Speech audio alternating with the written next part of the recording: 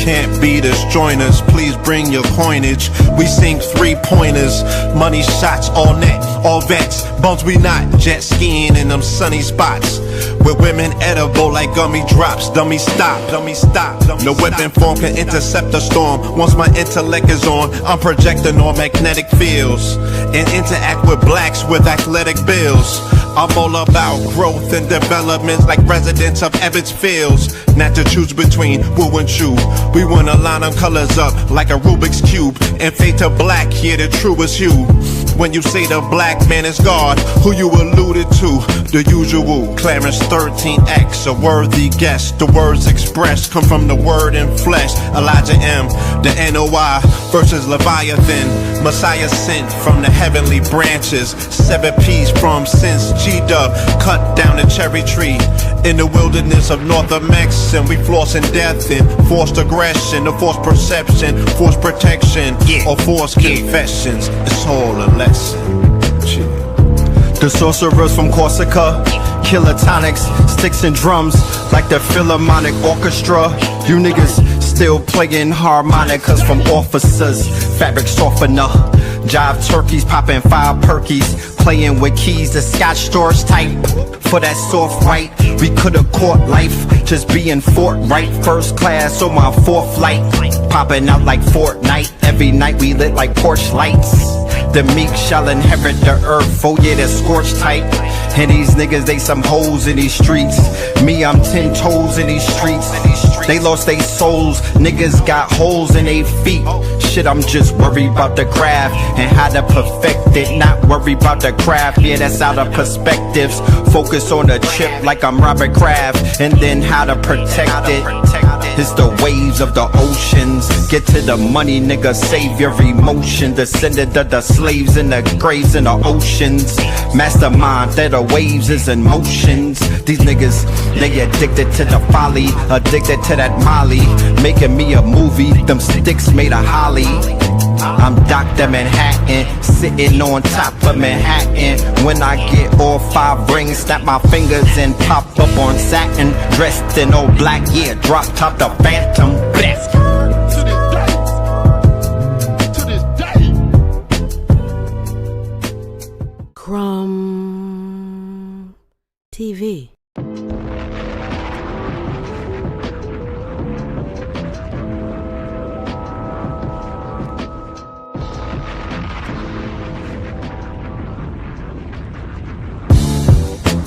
Can't beat us, join us, please bring your coinage. We sink 3-pointers, money shots all net, all vets. Bums we not, jet skiing in them sunny spots. With women edible like gummy drops. Dummy stop, dummy stop. No weapon form can intercept a storm. Once my intellect is on, I'm projecting on magnetic fields and interact with blacks with athletic bills. I'm all about growth and development like residents of Ebbets Fields. Not to choose between woo and chew.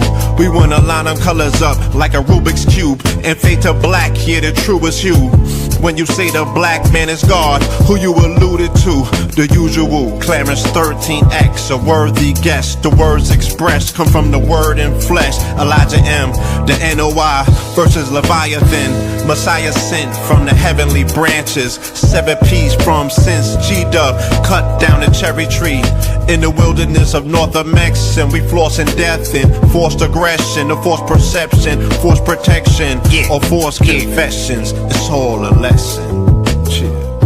The sorcerers from Corsica, killer tonics, sticks and drums like the Philharmonic Orchestra. You niggas still playing harmonicas from officers. Fabric softener, jive turkeys popping 5 perkies, playing with keys, the Scotch storage type. For that soft right, we could've caught life, just being forthright. First class on my 4th flight, popping out like Fortnite. Every night we lit like porch lights. The meek shall inherit the earth, oh yeah, they're scorched type. And these niggas, they some hoes in these streets. Me, I'm 10 toes in these streets. They lost their souls, niggas got holes in their feet. Shit, I'm just worried about the craft and how to perfect it. Not worried about the craft, yeah, that's out of perspectives. Focus on the chip like I'm Robert Kraft, and then how to protect it. It's the waves of the oceans. Get to the money, nigga, save your emotion. Descended of the slaves in the graves in the oceans. Mastermind that the waves is in motions. These niggas, they addicted to the folly, addicted to that molly. Making me a movie, them sticks made of holly. I'm Dr. Manhattan, sitting on top of Manhattan. When I get all 5 rings, snap my fingers and pop up on satin. Dressed in all black, yeah, drop top the Phantom. Bless.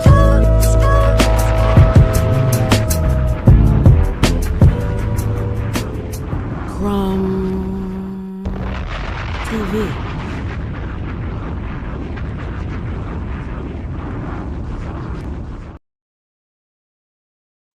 Peace to the family, peace to you and yours. Peace to the family, peace to you and yours. Peace to the family, peace to you and yours. Welcome, welcome, welcome to another episode of Sacrilegious Sundays. You are now rocking with the best. Yes, this is your host for the evening, Brother Red Pillar. And that song that you just heard, that is Theta Waves, featuring the twin pillars, red and blue pillar. All right. Yes, indeed, man. Welcome, welcome back. Happy Sundays to everybody in the building. I was about to tap in with y'all last night for that Saturn Day Night Live. But I was Saturn Day Night sleeping, you know? I sat down in one of them chairs that give you the massages. Y'all know what those are, right? The masseuse chairs. Yeah, the masseuse had me on Medusa, you know? I was out of here. But rightfully so. I'll tell you this, right? I'll tell you this. The early sleep, early rise cheat code. Yeah. I'm working with that right there. You know what I mean? The latest midnight. Then you get the 7 a.m. wake up. Yeah. That's the cheat code right there. Especially now that it's warm. It's like hot. You feel me? That's the move. 10 p.m. preferably. Blue came on the show and dropped the science and whatnot. And I've tried it out. Yeah. It's a winner.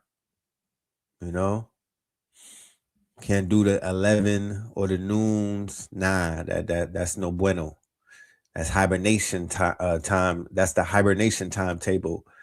We in spring right now, going into the summer. So yeah. But man, oh man, I got so much to talk about. There's so many things happening simultaneously at the same time. There was a lot of great things that took place in the past 72 hours. I actually did a 72. I did I did tell y'all that 72 is going to be the brand. The brand that we're moving forward is L Claudel with the K. Everything is K because I'm Kings County, right? And KTL.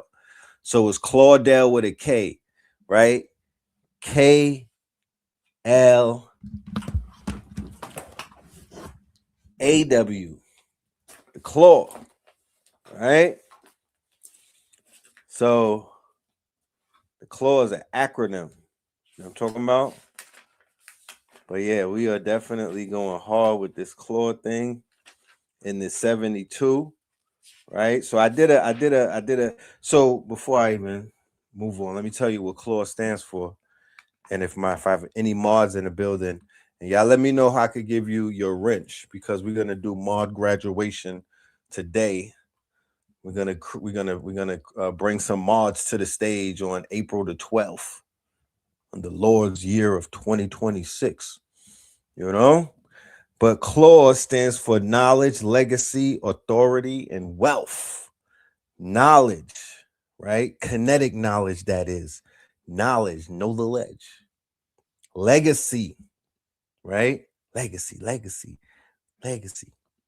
Authority, okay? Autonomy.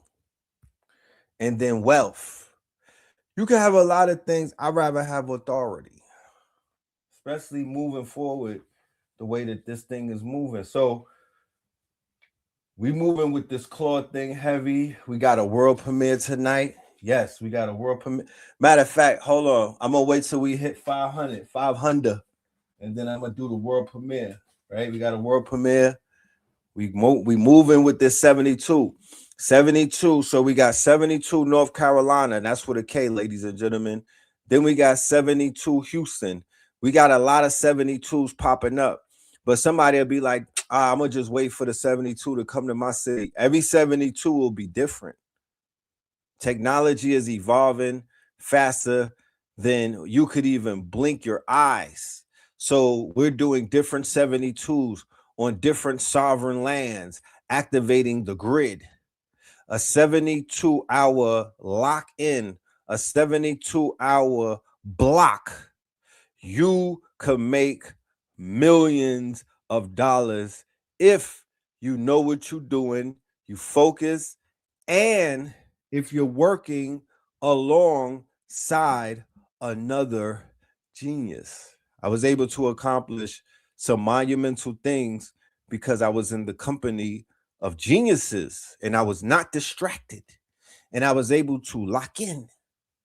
So I did a dry run of 72 North Carolina, and boy, oh boy, I'm just here to let you know, man, whoever's gonna be pulling up to that, you might as well go to Temu right now or Amazon and order a bike helmet with the chin strap. You know what I'm talking about? Order a bike helmet for real. That's what you're gonna need. You know, we're going stupid. We're going stupid. Just alone, when I announce the quote unquote teachers that I have lined up for this 72-hour experience, just alone when I name the guest teachers, the guest speakers, the guest experts, y'all are gonna see what this is. You will never see a price like this ever. The price point that I am exposing people to, you will never see something like this ever, especially with the value that you're going to get, especially with the value that's going to be given just in resources alone. Not even mentioning the course. Just in resources alone is going to exceed the amount that the ticket is. Both the live stream and the IRL. The fact that you get to be on sovereign land. It's called Cobalt's Landing. Go and look it up. Cobalt's, like nobles, but with a C. Cobalt's Landing.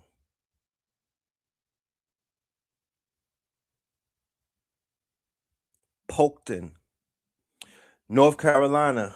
But some people may know Polkton, North Carolina by another name.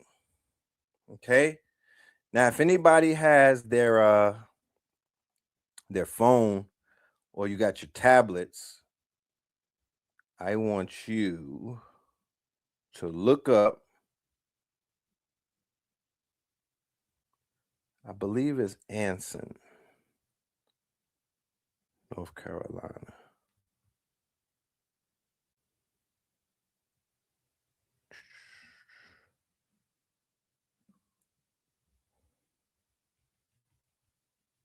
Let me see. What county is Polkton in? Polkton, where we will be at, is literally in a county that is older than America itself.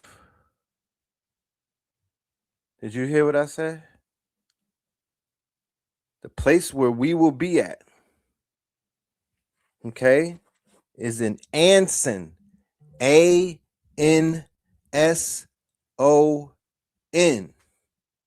about 1 hour east of Charlotte. Okay. This county is older than America. So when you talk about charging up the grid, when you're talking about going somewhere that's aboriginal and ancient, when you talk about tapping in, we will be in Polkton in Anson County, North Carolina. Okay. So I just wanted to put that out there for anybody that's from those areas and whatnot, and y'all can add on a little more lore, then yeah, feel free to do that. But I am smitten by the idea of tapping into the grid with the family, with Claudel. You know what I'm talking about? And the rest of the claws. It's going to be one for the record books. And then we're gonna keep this this campaign moving. We're gonna keep it moving along the ley lines, and we're gonna keep getting our estates back. This is the victory lap of Claudel, the brutish Moor who survived the Punic Wars. You know, he travels dolo from state to state, getting the estates back. You know what I mean? People got crooked deeds out there. You know, he's a brutish Moor, meaning that he's duplistic. You feel me? He could be a British Moor and a brutish Moor, and that's Claudel with a K. You know, Claudel. L. Claudel, that is. It's my brother, L. Claudel. So yeah, man, this is gonna be a movie, and man, shout out to everybody that's getting their tickets to be in the building online. You are going to have a group of teachers online that are going to they're gonna get you right. Like I said before, we could take you to a fish fry, or we could teach you how to fish. This right here, these 72 hours, I will teach you how to fish. I just did it just now in 72 hours, working with some clients, you know, and it was powerful. You know, it was powerful. We got a lot done. We got a whole lot done. You'll see, you know, we got a whole lot done. Let's do the roll call and let's get to it. Oh man, talk about news clips. Lord have mercy. The hammer's backed up. Like I said, I had a clip ready for y'all last night, but I had to take it down. I was like, let me get a pregame massage before I get up in here. I woke up at 7 o'clock, you know? All right, now. Let's see who we got in the building. Okay, your sister has been camping there plenty of times. It's a very nice place and Black owned. That's right. Everybody that wants to camp out, all of my campers, yeah, this is your time to shine. Southern California is up in this chompy. All right. We got Detroit in the building. Kingstown in the building. We got Bridgeport, Connecticut in the building. Simon, I'm gonna call you tomorrow. We got a bill. I got an idea. Charlotte in the building. We got NC in the building. All right. Shout out to NC. Shout out to San Jose. Shout out to Charleston. Saginaw. Shout out to Saginaw. All right. Okay, incorporated in 1875. That's Anson, San Jose, North Las Vegas, Flint, Michigan, Tucson, Arizona. We got B-More in the building, Asheville in the building. How is Asheville doing post flood? Give me an update on Asheville. Is it getting back to glory? All right. Shout out to Hawaii in the building.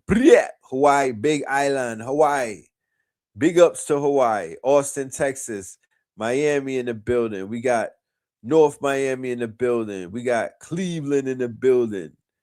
Denver in the building. Denver, Colorado. NC. Shout out to Boston. Shout out to Boston. Shout out to Minnesota. Cold as mid. Shout out to Kings Mountain. North Charleston up in this thing. We got Dacula. Silent R. Dacula, Georgia. Sin City in the building. Greenville. 7 Mile, Detroit. What up, though? New Orleans. Detroit tapping in. Man, when we do that Detroit 72 and that Chicago 72, y'all better act crazy. I mean, I need to see lines like this is a Drewski audition or something. I need lines up in this biatch. You know what I'm talking about? I might come with some free 99 shit, invoke a line out that bitch. You know what I'm saying? It's a movie in Chicago. You know what I mean? It's gonna be a movie in the D. I might throw on the stink pink gators on these hoes. Hop out of the caddy on them. You know what I'm talking about? Mink dragon on these. You know what I mean? Houston, I might pull up on a what was that horse when we was young? There was a movie with a black horse. Everybody watched that movie with the black horse. Yeah. I might pull up with that horse. NC in the building, Phoenix in the building, Myrtle Beach. We got Little Rock, Los Angeles, Milwaukee, Portland. Okay, Asheville is getting better. Do they still have the gym show? Is the gym show this year? Let me know.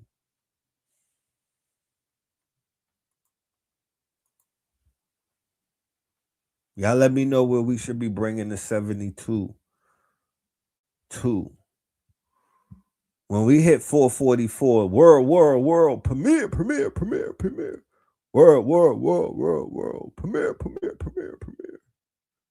We finna launch that. Bumbleclot, you know? The mind them. You know? Mind them. Yeah, we definitely, man. Shout out to the Imaginarium KTL students who got on the Artemis. Y'all got on the space shuttle before it took off. Y'all made y'all next move, y'all best move. I rock with y'all. Very smart move. Very smart people in the audience who became members of Imaginarium because y'all have gotten yourselves together, right? And prepared yourself for seed dance. So now you have all of the fundamentals that is needed to enter successfully, right?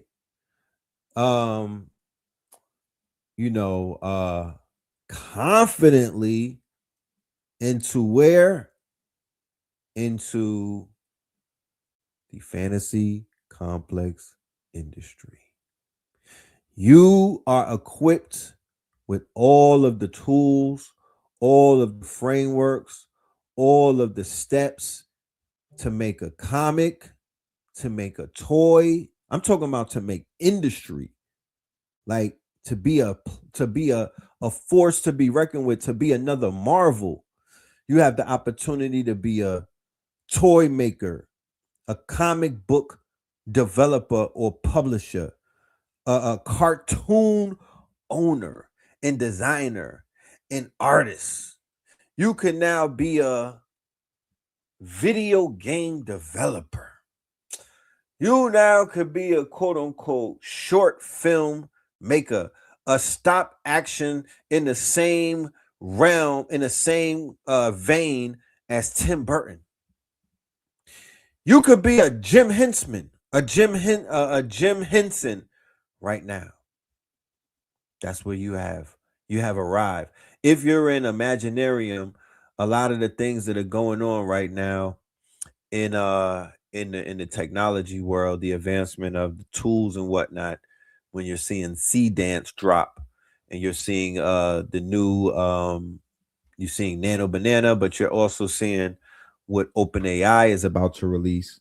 And then things like Mythos, Open Claw, Hermes, and the agents are making pictures and videos. I got Remotion. As I'm talking to y'all right now, my AI, my bot, I call him Supernova, but I'm gonna change his name to L Claudel. They're gonna be making videos while I'm just talking. They might even chop up every single time. Every 10 minutes of a video that I'm talking, they'll just start chopping that up every 10 minutes. Like they in a deli. It's very interesting times that we're in right now, ladies and gentlemen. And the possibilities that you can commit your quote unquote intention into, because it's really just about that. If you could put your intention into your idea or a thought at this moment or into a vision, out of here, Artemis. You know, literally, it don't have nothing to do with AI.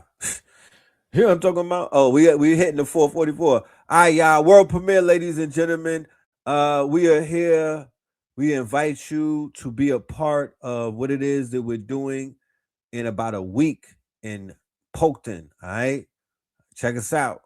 L Claudel. Yeah. El Claudel, the brutish maw. Survivor under punic wars, moving as a sovereign entity, claiming the deeds to estates all over the great estate. The titles are open source. The silk road got me wearing silk robes. The marble all white like milk loads. All you can eat seafood boils, potluck.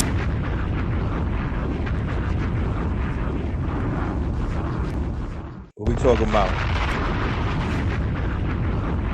What we talking about? Shout out to Imaginarium. They seen me cook this up. I had y'all in the ghost kitchen with me live. Cooking. They see me in the stove, you know what I mean? Stove guard. Bing Rains, baby boy.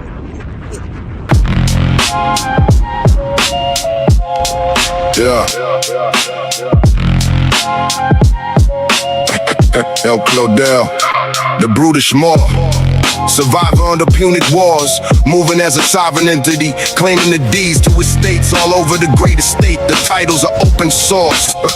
The silk road got me wearing silk robes. The marble all white like milk loads. All you can eat seafood boils, potlucks.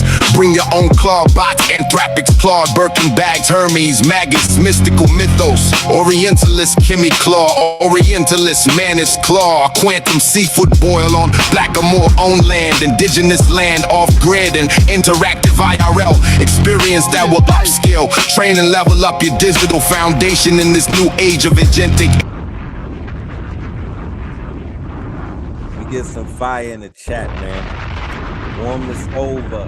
Stove guard. I need y'all to summon the ancestors on the third eye atlas. Tell them to turn around. Tell them to hit the button. Turn your chair around. The voice. Go. El Claudel is back, niggas. Yeah, El Claudel, niggas. Yeah. El Claudel, the brutish maw. Survivor under punic wars, moving as a sovereign entity, claiming the deeds to estates all over the great estate. The titles are open source. The silk road got me wearing silk robes. The marble all white like milk loads. All you can eat seafood boils, potlucks. Bring your own claw bots, anthrapics, clawed Birkin bags, Hermes, maggots, mystical mythos, Orientalist, Kimmy Claw, Orientalist, Manus Claw, quantum seafood boil on Blackamoor owned land, indigenous land off-grid and interactive IRL experience that will upskill, train and level up your digital foundation in this new age of agentic AI. We will learn the 10 claw commandments, the 100 GOD theory, how to make GOD kinetic, the Afro-futurist AI manifestation manual, where ancient wisdom meets future technology. We'll also fuse nature and nurture with nanotechnology. 420 friendly plant-based medicines, sweat lodges, early risings, catered food tents, hammocks, RVs, trailers, and other means of off-grid living. Digital nomads with the office living. Cobble's Landing multi-purpose compound, 906 White Man Church Road, poked in North Carolina, soulful. From gridlock to off-grid, from offset to cross-grid, from lost boys to lost kids in Los Angeles in the boss cribs. Mimosa, samosa with the orchids, with hip-hop bonfires, with dons and messiahs. Too many hits, Barry Bonds under fire. Fire, fire, fire, fire.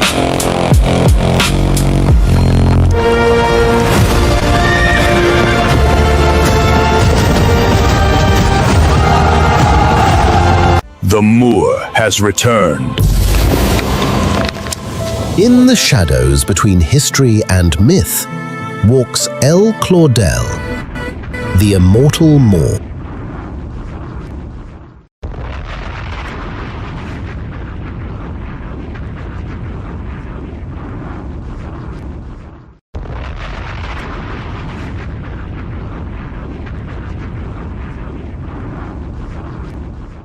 Poked in North Carolina, soulful. From gridlock to off-grid, from offset to cross-grid, from lost boys to lost kids in Los Angeles in the boss cribs. Mimosa, samosa with the orchids, with hip-hop bonfires, with dons and messiahs. Too many hits, Barry Bonds under fire. Fire, fire, fire, fire.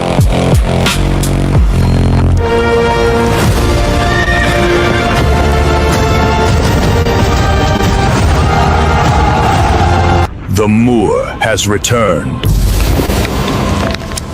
In the shadows between history and myth walks El Claudel, the immortal Moor. Witness to empire's fall, guardian of technologies lost to time. The mythos, the claw. Secrets that defy gravity itself. This April, he summons 72 seekers to Charlotte. Will the claw choose you, or will you remain in darkness?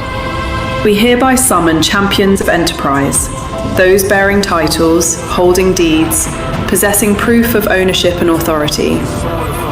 The 72 North Carolina Boot Camp convenes April 18th through 20th. As we labor through darkness, bring illumination. As we construct in wilderness, bring shelter. As we broadcast truth, bring amplification.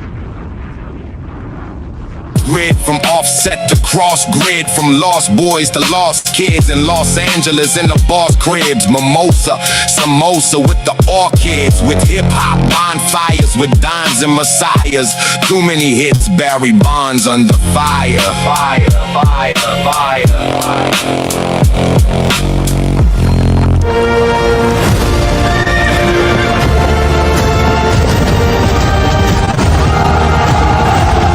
The Moor has returned.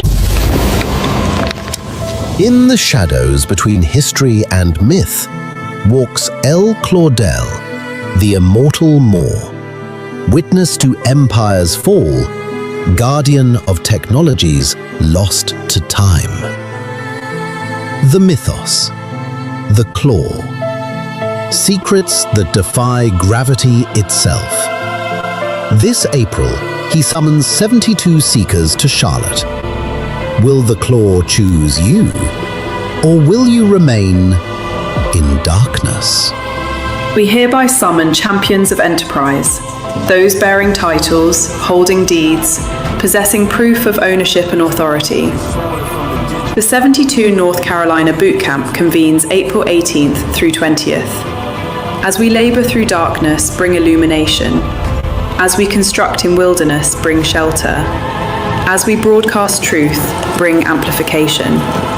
As we authorize creation, bring verification. Present yourself with evidence. 72 positions, only the legitimate need apply.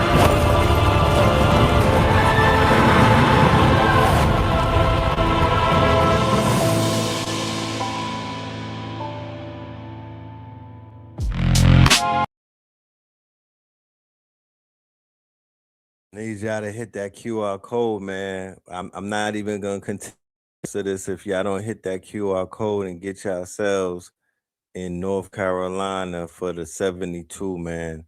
If you can't make it there in the flesh, we have it available on the live stream. You'll be able to watch it from the comfort of your home, and you'll be able to watch the replay, and you'll be able to pause it, fast forward it.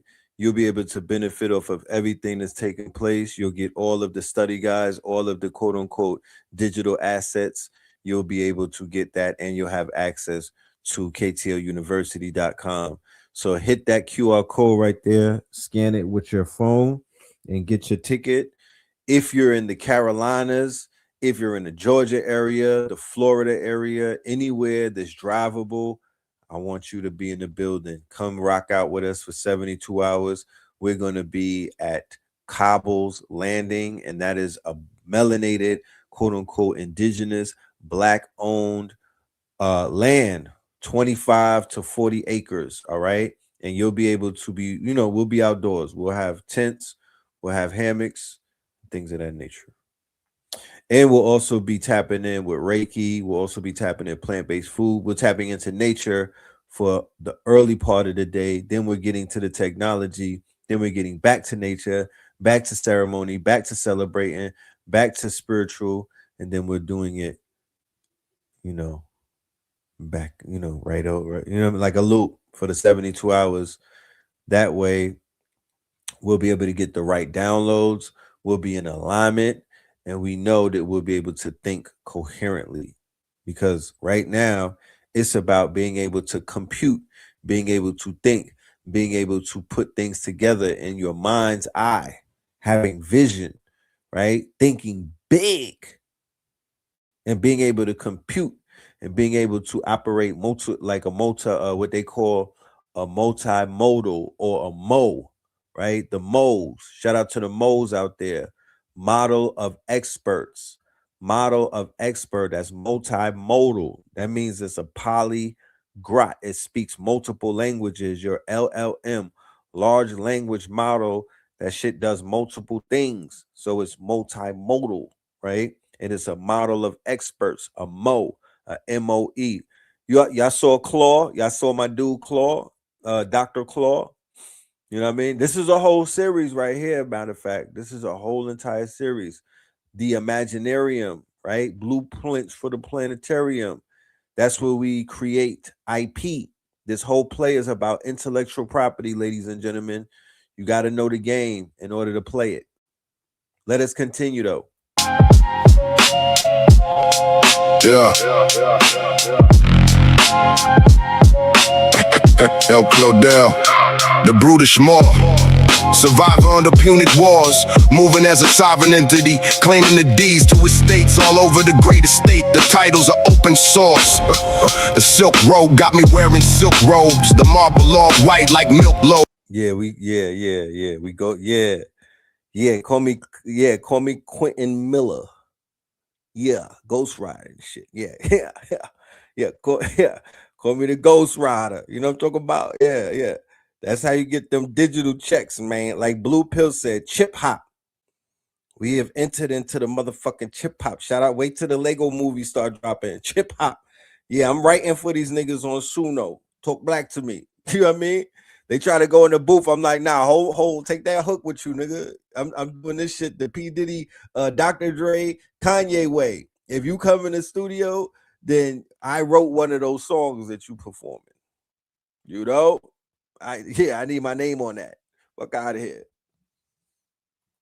All you can eat seafood boils, potlucks.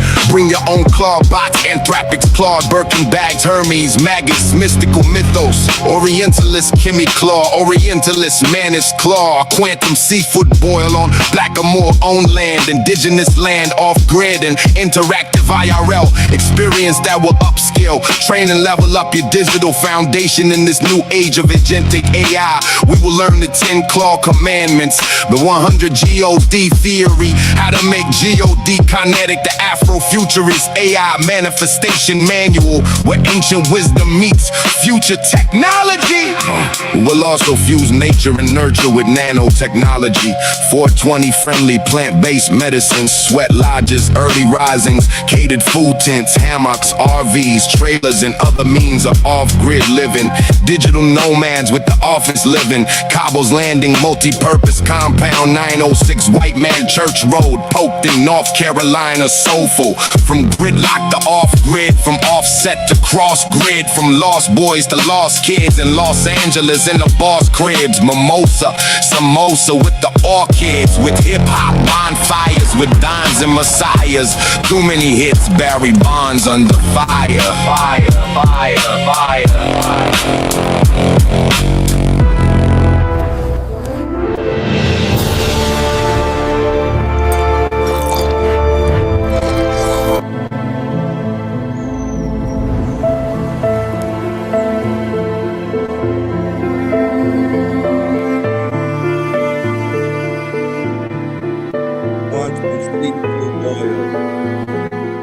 Quantum seed food boil.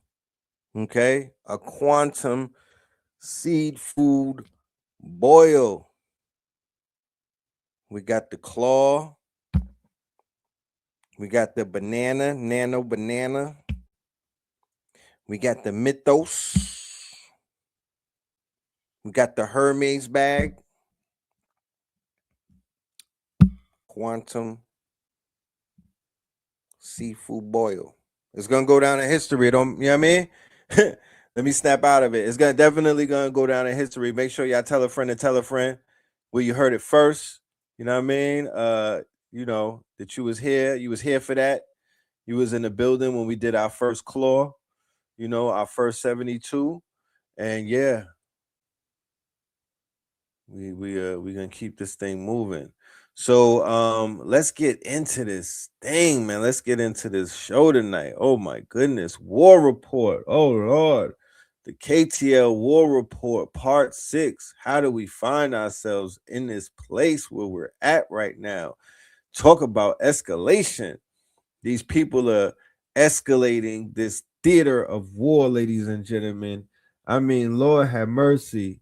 If you know the way that they are playing around with people's anxiety, especially those that they have attached to this quote unquote theater, especially those are the people that they're feeding off of, that they have their tentacles attached to, the ones who have their head in the sand, the ones who allowed them to put their hooks in them. They are literally like plasma. You know how they take people's plasma? They're literally extracting life from a lot of people right now. They're literally sucking people's life force with this quote unquote blatant, right? The president barked on the Pope. Him and his gang. We're talking about high level crusader shit right now. High level crashing out. High level acceleration of the crash out. High level. They're preparing JD. They're making sure he's unpopular. He's unliked. No one likes him. So when he goes tyrannical, it's already expected. The shit is getting ramped up on levels. It's just really an accelerator. You know, we're still in accelerator mode over here at KTL. We started an accelerator last year, me and Spin. That was a component to what we were doing with Techno Tuesdays. We actually started the AI Accelerator 4.4. So what came out of the accelerator is the Imaginarium. It is so many other platforms and whatnot. I would ask the brother. I'm not going to imply that he got the new Amenti out of the accelerator, but there are numerous tools, numerous solutions, and numerous propriety IP that both the students and the teachers got out of the accelerator. And here we are still accelerating The 72 in North Carolina is a part of the accelerator. The 72 hours is we're in an accelerator. We are literally going to be in an accelerator / boot camp, but it's going to be a boot camp and an accelerator where we're going to do things that we probably never seen before. And then right after that, there's a hackathon in Dallas with Mansa Muhammad. And then after that, we have an event with Spence City at Spence City headquarters. And then after that, we have Techno Tuesdays IRL in the ATL right exactly after that at Spence City headquarters. That's going to be another quantum seed fuboil, and there's going to be a grand prize. We're going to have a mini hackathon, or what we will call a claw-a-thon. A claw-a-thon. And that's claw with a K. We're keeping the K's going, ladies and gentlemen. That's claw with a K. Yeah, I'm talking about. So there's a lot going on, but we're keeping up with it. But in the meantime, between time, let's get to the news. Let's get to the news. All of the things going on in this wacky world that we're in, so we could reset our Sundays, and we could make for my poly markets and my day traders and whatnot. We'll be able to see what's going to happen on Monday and whatnot in these markets based off of some of the things that are going on. Let's go. We have some news right now. Donald Trump woke up this morning and decided to invoke Allah again. Once again, in a long-range, long-winded Truth Social post where he attacked the fake news media, as he calls it, saying that they've lost total credibility. Then went on to say that the United States has launched a operation to reopen the Strait of Hormuz, or rather clear it out, as a favor to all countries around the world. But then he goes and says, quote, "Their longtime leaders," referring to Iranian leaders, "are no longer with us. Praise be to Allah." Once again, invoking Allah. The American president, he did so on Easter, and now he's doing it again just a few days later. This is what the president's posting. Now, according to reports, the Iranians were not aware that the United States was going to start clearing up the Strait of Hormuz, so we'll see what happens on that front. Negotiations in Islamabad and Pakistan are currently ongoing. Vance is there, Rubio is there, Witkoff is there. I'll have another update for you soon. Spread the word. Follow along for all the news you need to know about. There'll be more to come very soon. Thousands of naval mines. These are cheap. This is what Iran did in the Strait of Hormuz. Mines. Thousands and thousands of naval mines. These are cheap. $1,500 a piece. If an oil tanker that costs billions of dollars hit one of these cheap mines, it's gonna blow up and create a catastrophe. And Iran has no mine clearing technology because their navy is wiped out, so Iran couldn't open the Strait of Hormuz even if they wanted to. America's naval blockade is about mine clearing. They're gonna pave a safe passage with destroyers and stuff to protect it so that oil tankers can pass through. What the leftists who love Iran do not understand is that this minefield in the Strait of Hormuz targets oil tankers and it harms poorer countries in Africa and Asia like the Philippines.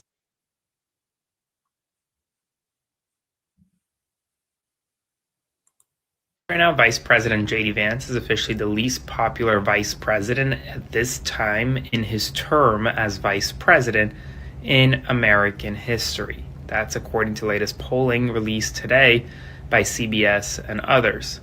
That's a significant development for Vance. Well, he's being ridiculed right now across the political spectrum because every task given to Vance, whether it's propping up Orban in Hungary or negotiating in Islamabad with Iran, has effectively failed. And the American people are not supportive of the vice president. Now, Donald Trump's approval ratings are also at the lowest point for him at this time in his presidency. But for Vance, this is actually arguably worse because Vance wants a political future after 2028. In fact, he wants to be president in 2028. With these approval ratings, not going to happen. So bad news for Vance tonight all around. I'll have more updates for you very soon. As always, spread the word. Subscribe to my Substack, link in bio to support. Follow along for more. That's why when it comes to Vance, right, in this theater, right, always look at it through that lens. In this theater, the best thing that can happen for a character such as a Vance is that he becomes president after an unfortunate, event that may happen to DJT if he decides either that he wants to go to Bunkerville, or if things just catch up and whatnot. Because according to Melania and the way that she's moving, some shit is definitely going down. You know what I'm talking about?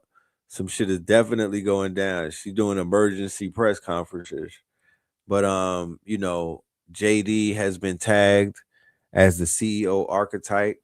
JD has been commissioned by Peter Thiel to be the next one. He's not, if he does ever become a president, it won't be by election. And once he becomes president, it will be very hard to undo his presidency, because they will do away with the traditional democratic presidents, and they will go with the CEO archetype, which will be an authoritarian, aristocratic figure, not aristocratic more so, but authoritarian CEO president type of archetype, who will be completely tied into the digital AI military complex, Palantir, and all of that shit, So if you ever see any of that going in that direction, just understand what it is that you're seeing, why you're maybe seeing that, and just know what playbook, you know what I mean? It's like watching the NFL. When you see certain plays, and you know what playbook they're working with, you know what I mean? It's really not that. I need to go visit. I need to spend some time on Polymarket, you know what I mean? Because it's really not that difficult if you know the playbook. I'm going to play a video that they have of somebody who put out there's a dude that put out a whole book of predictions, and like 20 of them have already come true. You know what I'm talking about?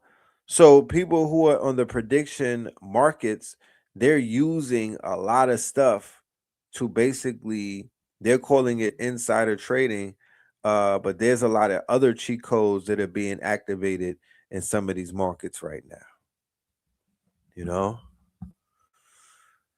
Yeah, somebody said he's a hillbilly, JD, right? A hillbilly that wears the eyeliner with he's one of those mascara boys. You know what I mean? We know a lot about him. You know what I'm talking about? Those mascara boys. He's from the mascara strain, the eyeliner strain. It starts all the way back in like the 70s, right? With the disco niggas, the discotheque. But yeah, it's just, yeah. I hear a lot of his name being thrown around, his unpopular ratings, you know what I mean? All of that. I'm like, man, that's hogwash.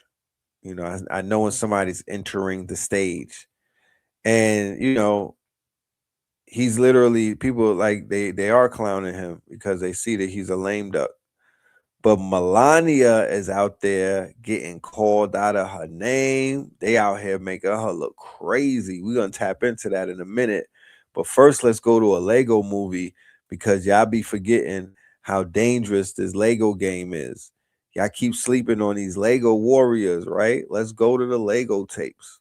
Buried under U.S. states, Aztec calendars, new reset days, cycles collapse, then the world reborn, blaze, Mayan zero, yeah, math to advance while I want to remind, hold on, let me go for we ain't gonna get caught up in a hype, but guess what?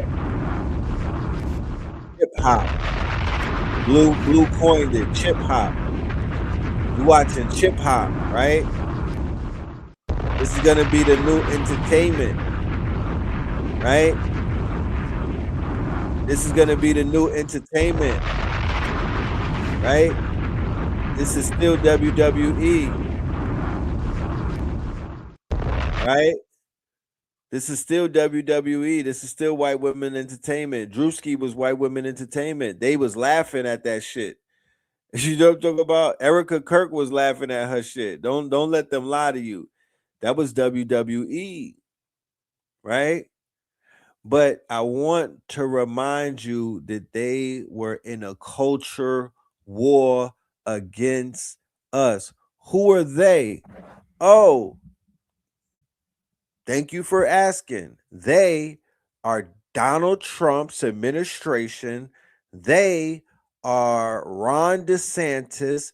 They are the evangelical Christians. They are Charlie and Erica Kirk. You and your wife get it too. They are Tucker Carlson. They are Logan Paul. All of them signed up to go against us in what they call the culture war. A lot of people don't even realize what a culture war entails. A lot of people don't understand what's at stake in a culture war. A lot of people don't realize they was playing in our face the whole time. DEI is a part of the culture war. Them wilding up, taking McGraw-McHill textbooks out of school is a part of the culture war. Them getting rid of the Department of Education is a culture war. Them going after anything hip hop related is a part of the culture war. Them trying to stunt on our people, talking about we can't do where them fans at on a goddamn boat. When we was on boats with no fans is a part of the culture war. Them trying to restrict us from being artists in Iran is a part of the culture war. Them restricting hip hop in China is a part of the culture war. Remember the duplicity of the Iranians when you're watching everything that they're putting out. Always put that in context when you're viewing anything coming from foreign state actors and whatnot. You need to, if you want to enjoy it through the lens of observing it, but not being quote unquote, not start wearing Iranian soccer jerseys and shit. You know what I mean? Not turning them into some type of folk heroes and whatnot. When them niggas ain't send one Iranian Cash App, one Iranian motherfucking Western Union to us. You know what I'm talking about? They didn't send a Zelle or a PayPal our way. We've been cooking with Pakistanians. We've been cooking with the Indians. You know what I'm saying? The Punjabis that do the dance, you know what I mean? We've been cooking with them more than the Persians, than with Xerxes and them niggas. We was watching 300. We was watching 300. We didn't rock with them niggas. We was watching 300. You know what I'm saying? They wasn't sending us no cash apps, not a ting. No, you know what I'm talking about? No biddies. You know what I mean? No Bitcoins. The Lego shit is cool, but pay us in crypto. If you rock with the struggle, all of these niggas is trying to do what? They're trying to put the clothes on of the consciousness of the culture, higher infinite power healing our people, right? They're trying to cosplay. This is a little buttering up and whatnot, speaking to your ego. However, the impact of what Iran is doing is not necessarily what we're feeling in America, is what black people in Brazil are feeling. It's what them black boys in Colombia that I met is gonna feel from this. It's they making it cool for melanated men all around the world, melanated women all around the world, right? To be like, oh shit, look at what they saying about the blacks, the niggas in America, right? The gang in them, the YNs in them, the killers in America, because that's who's being marketed to around the world. It's our killers, our gang bangers, our drillers, our quote unquote what they would call grave diggers. That's what the kids in the UK, kids in Africa, kids in Asia, kids in the Middle East, they're being propagated, they're being pontificated to. They're being told that this is what America has to offer. The old block, you know what I mean? The Pooh Shiesties and whatnot, the shooters, the bangers, the spinners, right? And ain't nobody from Epstein list got spun.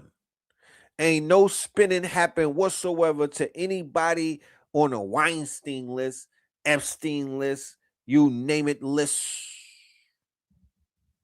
So when people are observing what actually is taking place in the states and whatnot, is literally like some type of coliseum where billions are watching us.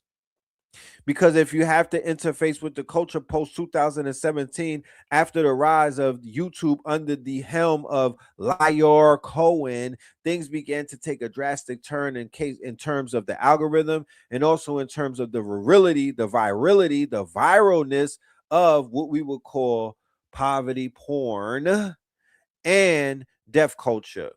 When them boys got over there, oh man, they turned them algorithms up like a ghost kitchen and sent that shit through the motherfucking roof, man. The roof is on fire. I want you to remember, because I paid attention. Lyrical Cohen signed the Migos. The Migos were suing Lyrical Cohen around the time when Bad and Bougie had came out. They were so, this was Lyrical Cohen had the Migos before Young Thug, and this was supposed to be his protege artist in his new phase of the music industry, where he stopped focusing on the New York rappers and rappers that had a message and whatnot, and he dedicated his quote unquote 300 label. Hence, remember 300 with the Iranians, and the fact that these small hats and the juice boxes, they actually hate the Persians, right? And he names his company after Leonidas 300 Entertainment. 300 Entertainment is the home of Jeffrey. Not Epstein, ladies and gentlemen, Williams, that is, right? 300 is the home of Meg Thee Stallion. 300 is the home of the Migos. 300 is the home of Fetty Wap. That is their first artist, the one-eyed man leading in the land of the blind. The one-eyed man is king. He comes out with Trap Queen. He has the sing-songy style. He's rapping and he's singing and whatnot. He's from New Jersey. I believe that he's affiliated, but he brings this new wave and whatnot to hip-hop on the East Coast with Fetty Wap. That's Lyrical Cohen's work right there. Lyrical Cohen's did that. Then he brings another sing-songy dude who's affiliated out of Atlanta. They had a horrible mouth game, a disgusting dental plan named Jeffrey Williams from Atlanta. He was affiliated. He had the sing-songy style and whatnot, similar to Fetty Wap. He's a little more unhinged. He's a little more quote unquote, you know, his range was a little more further, but he's more streeter than Fetty Wap was in the streets, but Young Thug was literally in the streets. Everybody knew that. Everybody was familiar with him. People didn't even come close because the reputation preceded. So that's Lyre's work. The dress and everything, the Jeffrey cover with the dress, that's Lyre's work. Working with Elton John and everything, that's Lyre. He's pushing Young Thug into superstardom. He's taking him from a mixtape dude, from just running around with Baby and just being satisfied with whatever that level was. And he's like, nah, you a megastar. Nah, we gonna push you. Nah, you got that fluid gangster Omar shit going on. Remember, this is the tall Israeli, and he thinks with a frankest mind, the same way that the other ones who belong to a pseudo crypto religion that got you thinking that they're one thing, but they're literally something else. That's how they move. They're not religious. You understand? And because we're on juice box tube, you know, we're gonna have to be Swahili with our words and whatnot, right? So all of these people are working in together to form the messiahs, the messianic ones who they already identify. They know who we are. They know where we're at. They know where we domicile. There's a book that Ross Ben brought to the table when he was on the show about a year or two ago. He spoke on it twice. The 23 Facts About the Hebrew is from an archaeologist and a researcher who came into the Americas, and he showed and he proved how the lost tribe was in Lenape, the lost tribe of the Hebrew Israelites, that lost tribe, that chosen tribe. He showed and proved over 20 quote unquote facts. If anybody has the name of the book in the PDF, drop that ish. Give me the name Give me the government of that nigga from Philadelphia who's out here called Bibi Netanyahu, right? That's his stage name. That's his archetype. That's his alter ego. That's his character. That's his avatar. You'll see that all of them over there, they all got made up names like how Destro got. They sound like a Transvanians. They sound like Destro, and all their names is made up like villains. Anybody that's walking through this shit and they moving around making billions of dollars off of a name that they wasn't born with, you gotta hear I'm talking about. The same way that Earl Simmons is DMX is the same way that Mike Milenkowski is Bibi Netanyahu, carrying out whatever the hell is attached to the egregor or the quote-unquote gematria of said name. Those are like titles. Those are invocations. You know what I'm talking about? That's not their names. Them people in Hollywood, the people been invoking them names, that's not their names. Like it's been brought to the attention of many people. Epstein is not even a real name. It's an area from Germany. So we talked about the identity stealers about 3 to 4 to 5 to 6 years ago on many different occasions. And now people are really beginning to see what that means and what that looks like and how that shit works. Right? But the people witnessing what Iran is doing, even though it may be duplistic, look up the word duplicity. You got it. These are words that please get your pens and your pads out tonight. This is a note-taking class. You know what I'm talking about? This is not an episode. This is a class. The War Report, Part 6. So you know how to move in times of war. The level of psychological operations that's being played right now is unprecedented. You know what I'm saying? It's unprecedented. The president is acting unprecedented. Bitch, I'm in the Bronx. We got to play that. Hold on. We might have to play motherfucking China Flow. The president is acting unpresidential. Bitch, I'm in the Bronx with this evil in my residentials. You know? They ran down on the Pope. It's nothing more to say. He's going, it's beyond saying that they're going rogue. That you're dealing with rogue nations. And I don't want to hear nobody's talking about my president or no, that's not your president. Stop that. Don't say.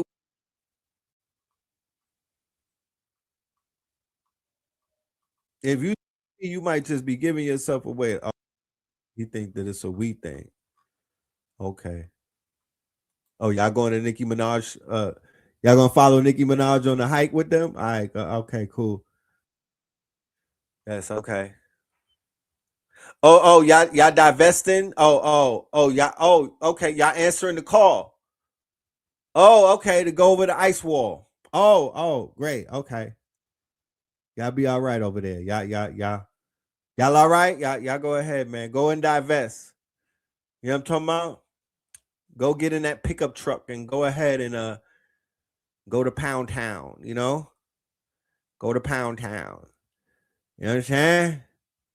Go divest. Go detach. Because remember, the furthest away you get from us, the less we can help you.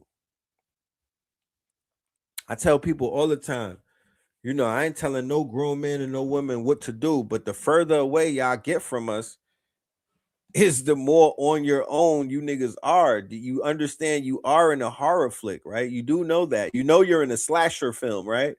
The further away from the middle that you get is the more scarier that it can get out here. You know, like when people are in this community and they get upset with how shit is not going or what they're not doing, they go ahead and jump out the whip while it's moving and run back home to their village. Yeah, that never really works out for a lot of people, you know?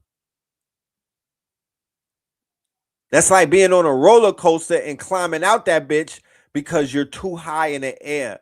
Do you know that you got on a motherfucking roller coaster? They took your height, nigga. You know what I'm talking about? Did you know that you signed up to this bitch? This shit, what did you think? This was bumper cars? Yeah, I'm signing up to be a god. I want to follow the path of the fucking gods. I want to put my my foot in Dr. Sabi's shoes. I did say that I was out here selling sea moss and I'm the next Sabi, right? Because I have my ears are big and whatnot. I'm pitching sea moss. I did say that I was the next Sabi because, you know what I mean, my PayPal had went off crazy one day, and my girl, she was rubbing me down with motherfucking avocado oil, and she was like, baby, you the next Sabi, and I went live. So I at least should be putting in some type of fucking footwork. You know what I mean? Like, this shit is crazy, bro.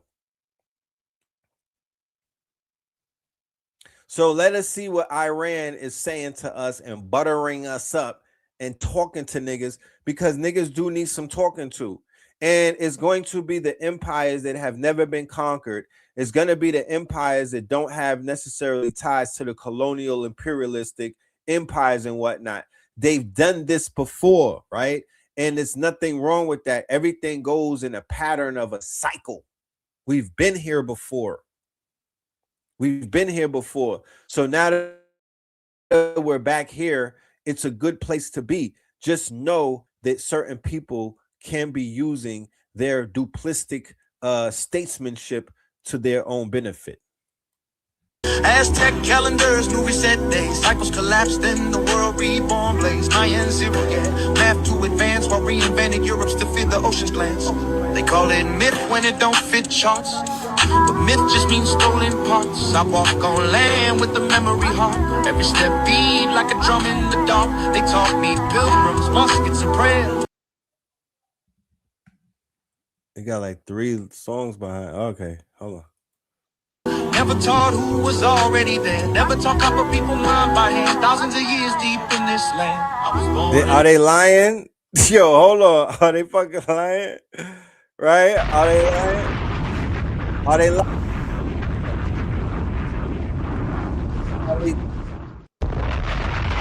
They know who you are. The people that they send over here from these different countries, these countries are very big sometimes. You can't judge everybody from said country as to say this is who they are. Some people know who we are. I don't know why it took them so long to say something, right?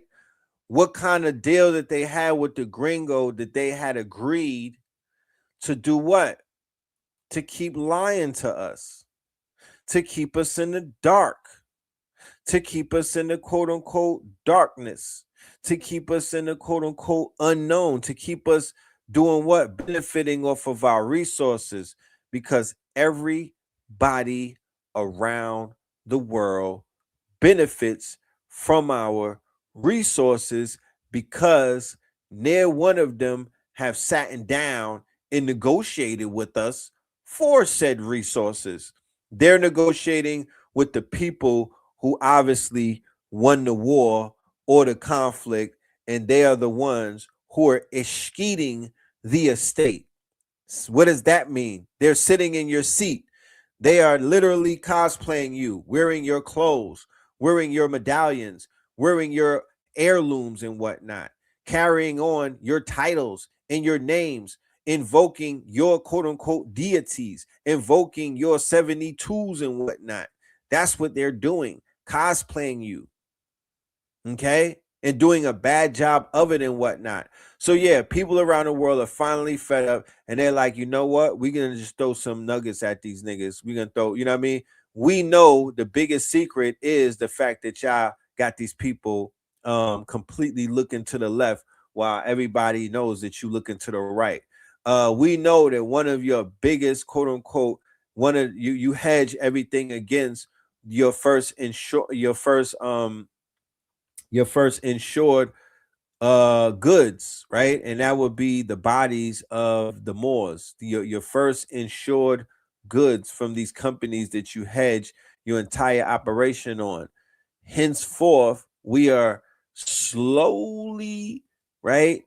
Slowly moving towards the anniversary of America. Is that not on the 4th of July? It's 250, right? So if we were to get a proper history lesson about our true identity and who we are versus who we're not, America falls that day. The only reason that America is even being protected is because we are here and we are in a stupor. If we were to wake up, we would tell them, oh, nah, y'all got to pack it up. Like, I'm not even playing. Respectfully, y'all got to pack it up. Don't even pass go, my niggas. On some cosmic slap type shit. Like, y'all got to pack it up. You know what I'm talking about? Respectfully. Because, you know what I mean? It could get hot in here.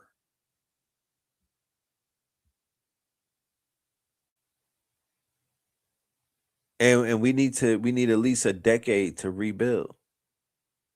The same way that China had did it and booted them people. You know what I mean? The same way that so many other people have done things.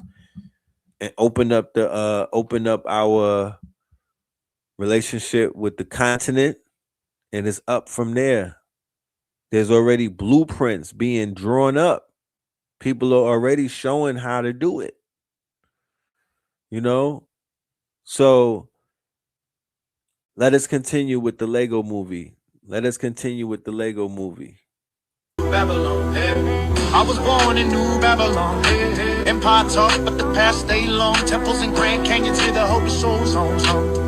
I was born in New Babylon, yeah. I was born in New Babylon. New name, same old throne, same old change, just polished on this to appear chrome. They remix truth, call it unknown. Born in New Babylon, yeah. I was born in New Babylon. Grand Canyon walls got temple scars, caves cut straight, not made. As you can see, my brothers and sisters, it seems as if the world knows who we are and our history, and we don't. We have been trying to tell you guys for the longest that this land is ancient. We had pyramids, we had kings, we had queens. Slavery and colonization is not where we started. It has always been the Moors versus the Moors, and the Moors have been trying to get this land for the longest. The Africans, the Europeans, the Jews, they've been fighting us for centuries. They know that we are the true chosen people. Why do you think Russia has been releasing these images of Black Jesus? Because they know once we find out who we truly are, they can't oppress us anymore. Our power is in our history. Remember who you are.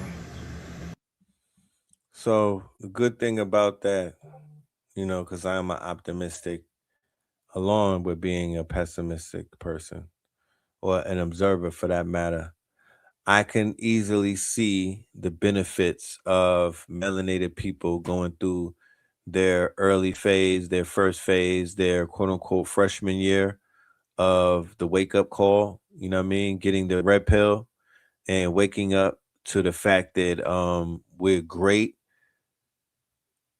coming from the mouths of foreign entities. You know, the way that we got the word was a little different. The way that this generation is getting the word is like through TikTok. They're seeing things in Netflix movies. You know, they have like presidents like Vladimir Putin revealing things.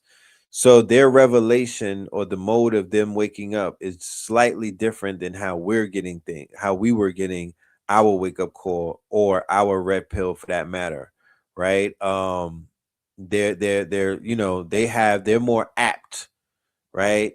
Their DMN, their default mode network in their brain, their DMN, default mode network, right? Their collective or their generation, they have agreed upon reality.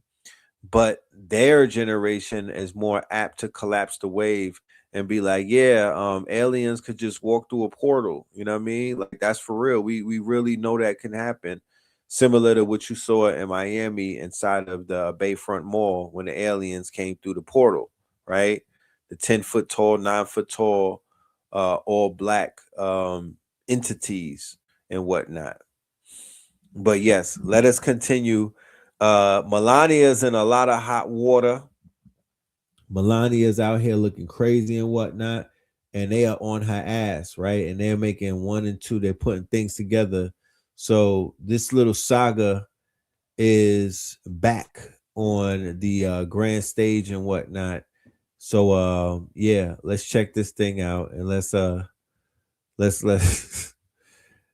see how she's tied into Jeffrey. Smoking gun, that is Paolo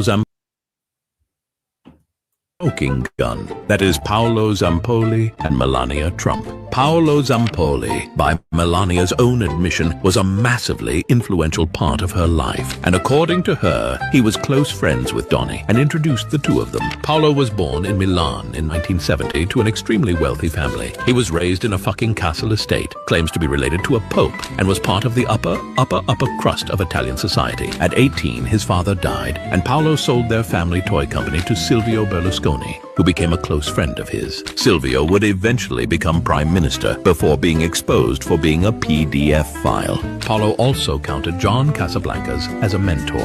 John Casablancas owned Elite Model Management, was a close friend for both Donny and Jeff, and openly dated underage models, calling them child women. Paolo was also the organizer of the Look of the Year contest in Ibiza. The one in New York saw girls taken out on a boat and forced to dance with, and in other cases, service old men. This included Donny, who was a judge. Go look up the accounts from this if you can find them. It's truly harrowing. It is during this time he became friends with Donald Trump, who was dazzled by his connections to Italian aristocracy and his endless supply of young models. Real quick, I'm going to continue. I just wanted to ask y'all a question, especially for my artists that are in the audience, my my artists, and also some of my news casters. You see this format, this media, where they're using pictures, right? This is not even video. This is literally pictures, narration, and music. That's literally all they're doing, right? They're just they're showing pictures. They have a narration, a voiceover, which is an AI voice, and they're basically just giving you a story. How many of y'all in the audience press a 1 if this is something that you can do and would like to do, right? Put a 1 in the chat if this mode of telling the news or presenting a quote-unquote news story, right, is something that you feel that you can do or something that you would want to do, right? But keep in mind, wanting to do something and actually doing it is 2 different things. I know a lot of people that wanted to climb Stone Mountain, but not a lot of people did. I mean, a lot of people did, but there's still some people that want to climb it. Then there's a gang of people that just went and climbed that shit. So now our conversation about Stone Mountain is way different than somebody that just still want to climb it. I'd be like, word. They be like, word. You still want to climb it? Okay. Right? We can show you how to do this. Right? This is doable. The reason why I'm showing this type of content on the channel continuously is because I want everybody to pick up on formulas. Brosie O'Donnell is a formula. Chocolate Cadiva is a formula, right? My nigga Light Skin Blake and whatnot, he's a formula. You know what I'm talking about?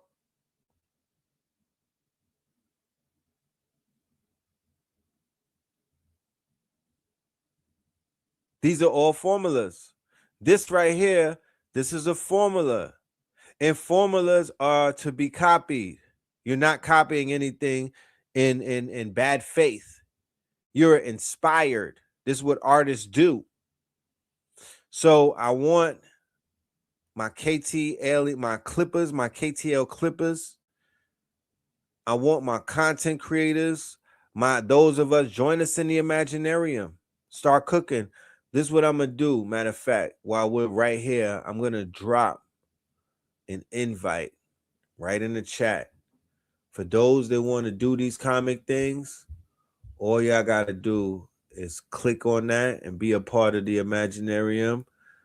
walk into our house. You know what I mean? Welcome. You know what I mean? We want to invite you into our community. It's almost 200 of us. Get us to 200 and let's lock in. I will be going live on Imaginarium School page. We will be bringing guest designers, guest teachers, and whatnot. This is literally a network for us, one of our mini homes, but we getting busy over there and everybody's getting better. So I'm here to let you know Seed Dance 2 has changed the game. And it's available now. Seed Dance 2. They got it on Hicksville. I got the API. I'm using it for damn near 3 cents every generation. You know? Join us in the Imaginarium. Blueprints in the planetarium. We are making monumental things happen over there. Matter of fact, we got to go to a commercial for the Imaginarium. Now that we spoke it up, this is one of the sponsors of the show. They keep the lights on. You know what I'm talking about? So we got to give it up. All right? So we'll be right back. Let's go.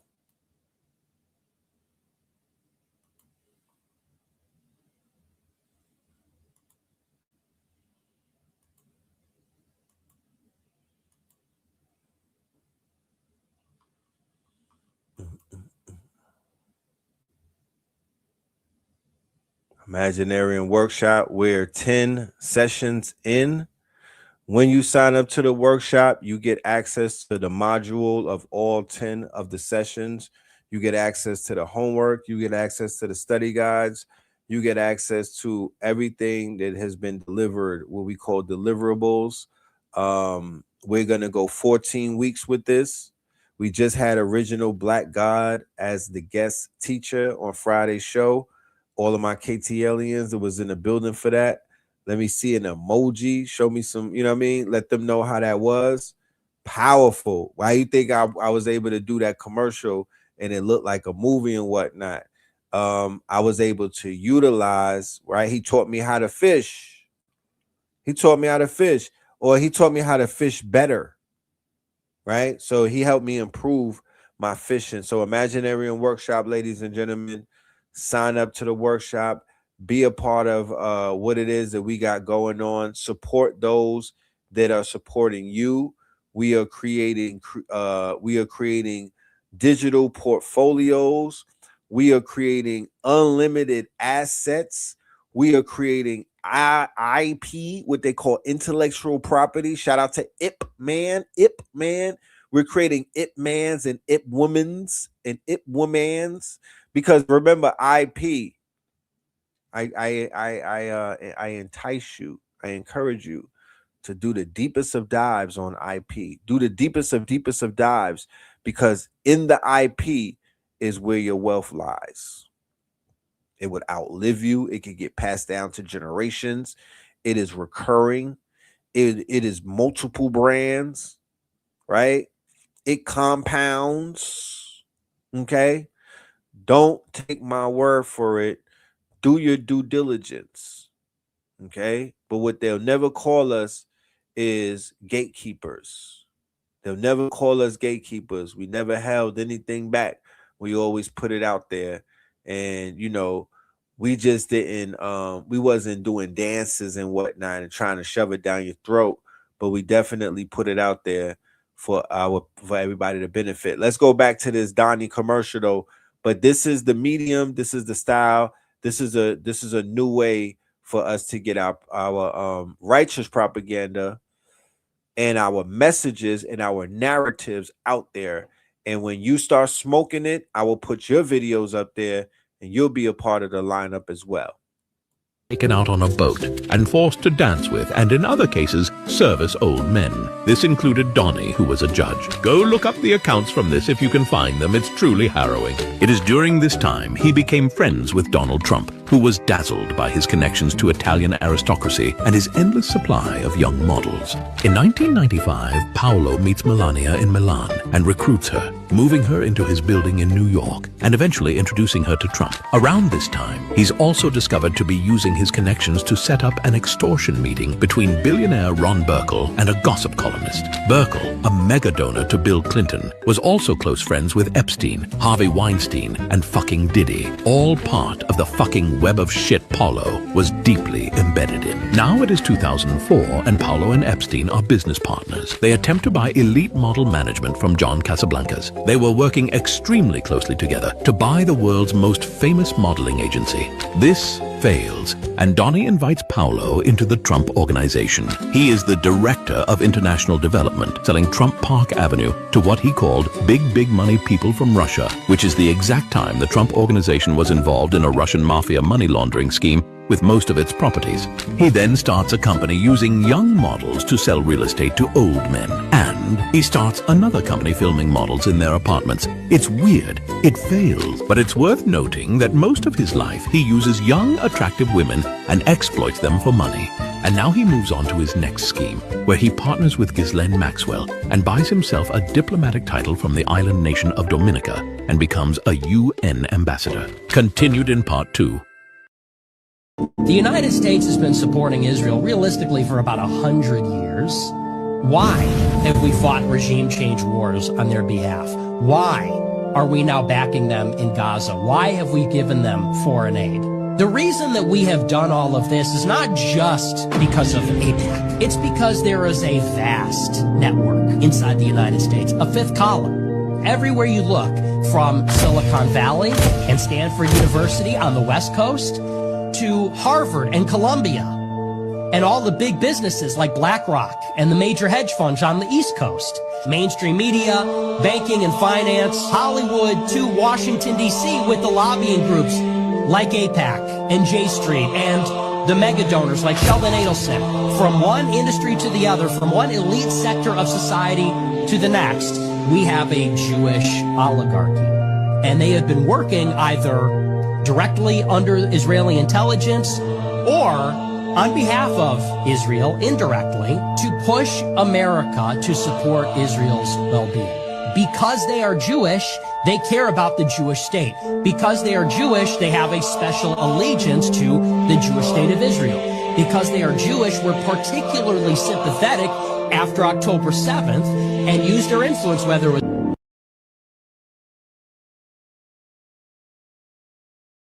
and Melania Trump, Part 2. When last the smoking gun that is Paolo Zampoli and Melania Trump, Part 2. When last we left Paolo, he has purchased an ambassadorship from the small island nation of Dominica. Paolo was not a citizen of Dominica and was actually running a scheme to connect foreign American adversaries, like for example Iran, with the country of Dominica, to sell them passports at $220,000 apiece. He was literally facilitating crime and terrorism by using Dominican passport sales to enrich himself and allow bad actors to circumvent U.S. national sanction. But Paolo was also kind of a fucking moron. When he didn't get paid the extra $7 million in fees he believed he was owed, he sued his partners in New York and laid the entire scheme out in court documents. Like I said, he was a fucking moron. Now an ambassador at the UN, he partnered with his old friend Ghislaine Maxwell to create Terramar, a non-profit designed to create some nice-sounding bullshit community that took care of the parts of the ocean not claimed by any government. Instead, it was a shell used to remake Ghislaine's image so she could give talks and hang out with powerful people. In 7 years, it spent exactly $874 on its stated mission. Paolo and Ghislaine quickly shut it down the day that Jeff was arrested. What's also interesting is that the FBI directly investigated Terramar, but none of that information has made it into the Epstein doc releases. But it did have an unusually high expenditure on lawyers that's never been explained for a non-profit that never did a single day's worth of actual work. In 2014, his then-girlfriend Amanda Ungaro also got herself a pay-for-play ambassadorship from Grenada. Remember that name. It's about to be very important. The two were a power couple, and Ungaro was Melania's best friend and confidant, and Paolo was Donnie's longtime friend, partner, sometimes employee, sometimes procurer of young ladies. Together they attended Trump's first inauguration as honored guests at Melania Trump's table during dinner. Paolo is firmly and clearly in the inner circle, and that's where it all gets much darker. Continued in Yeah, we're going to follow this story because this girl right here, who was with Melania after she came out and did her press conference, was on Twitter airing her the F out. You feel me? The Angaro chick. The Angaro chick is she's the linchpin and whatnot. She's the one spilling the beans on the Jeffrey connection to both Melania and quote unquote Donald J. So if the first lady got up there and just blatantly lied through her buck teeth and whatnot, you know what I mean? If she got up there, she called a press conference. She called a this what the hell? This is like Nancy Reagan would never. Michelle Obama would never. What the hell is it, nigga? Jill Biden would never. The nerve of this chick, the caucasity of this Caucasus Mountain Caucasian. So she's getting aired out and whatnot. You know what I mean? I don't know what type of can of worms this might open up, but I'm on your ass, Melania. You know what I'm talking about? We on your ass. You know what I'm talking about? You moving wacky in these streets. You know what I mean? You turned the whole investigation onto you should have just chilled, but you out here jumping around, right? And now there's a witch hunt. They got a witch hunt going on Black Twitter and whatnot. They hunting down. They was like, you know what? Fuck that. Early purge and whatnot. They are out here hunting down Black actors and actresses and bad actors that are rocking with Trump. There's like a Trump cancel, a Trump deportation. It's like a Trump ICE hit list right now coming from the far left. It's the far left. It's the militant left niggas. You know what I'm saying? They putting out a hit list. Look, check it out. Everybody that's trumped up, they're like, yeah, when they go down, we come and see you niggas. I want to do a little roll call of the other folks because it ain't just Chili. It's a lot of other Black folks in the. Damn, I'm jumping ahead of myself before we can even get into who they got, because they are crusading now. They caught a body, y'all. They caught a body. There's a body on a dance floor. You understand me? There's a body in the trunk. Yeah, they clipped her.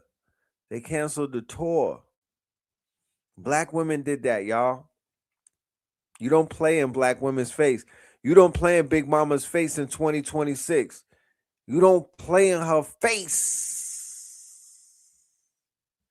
She'll cut your whole tour down. Next is Trick Daddy. They after Trick Daddy ass. He better watch out. They on his ass. They on Trick Daddy.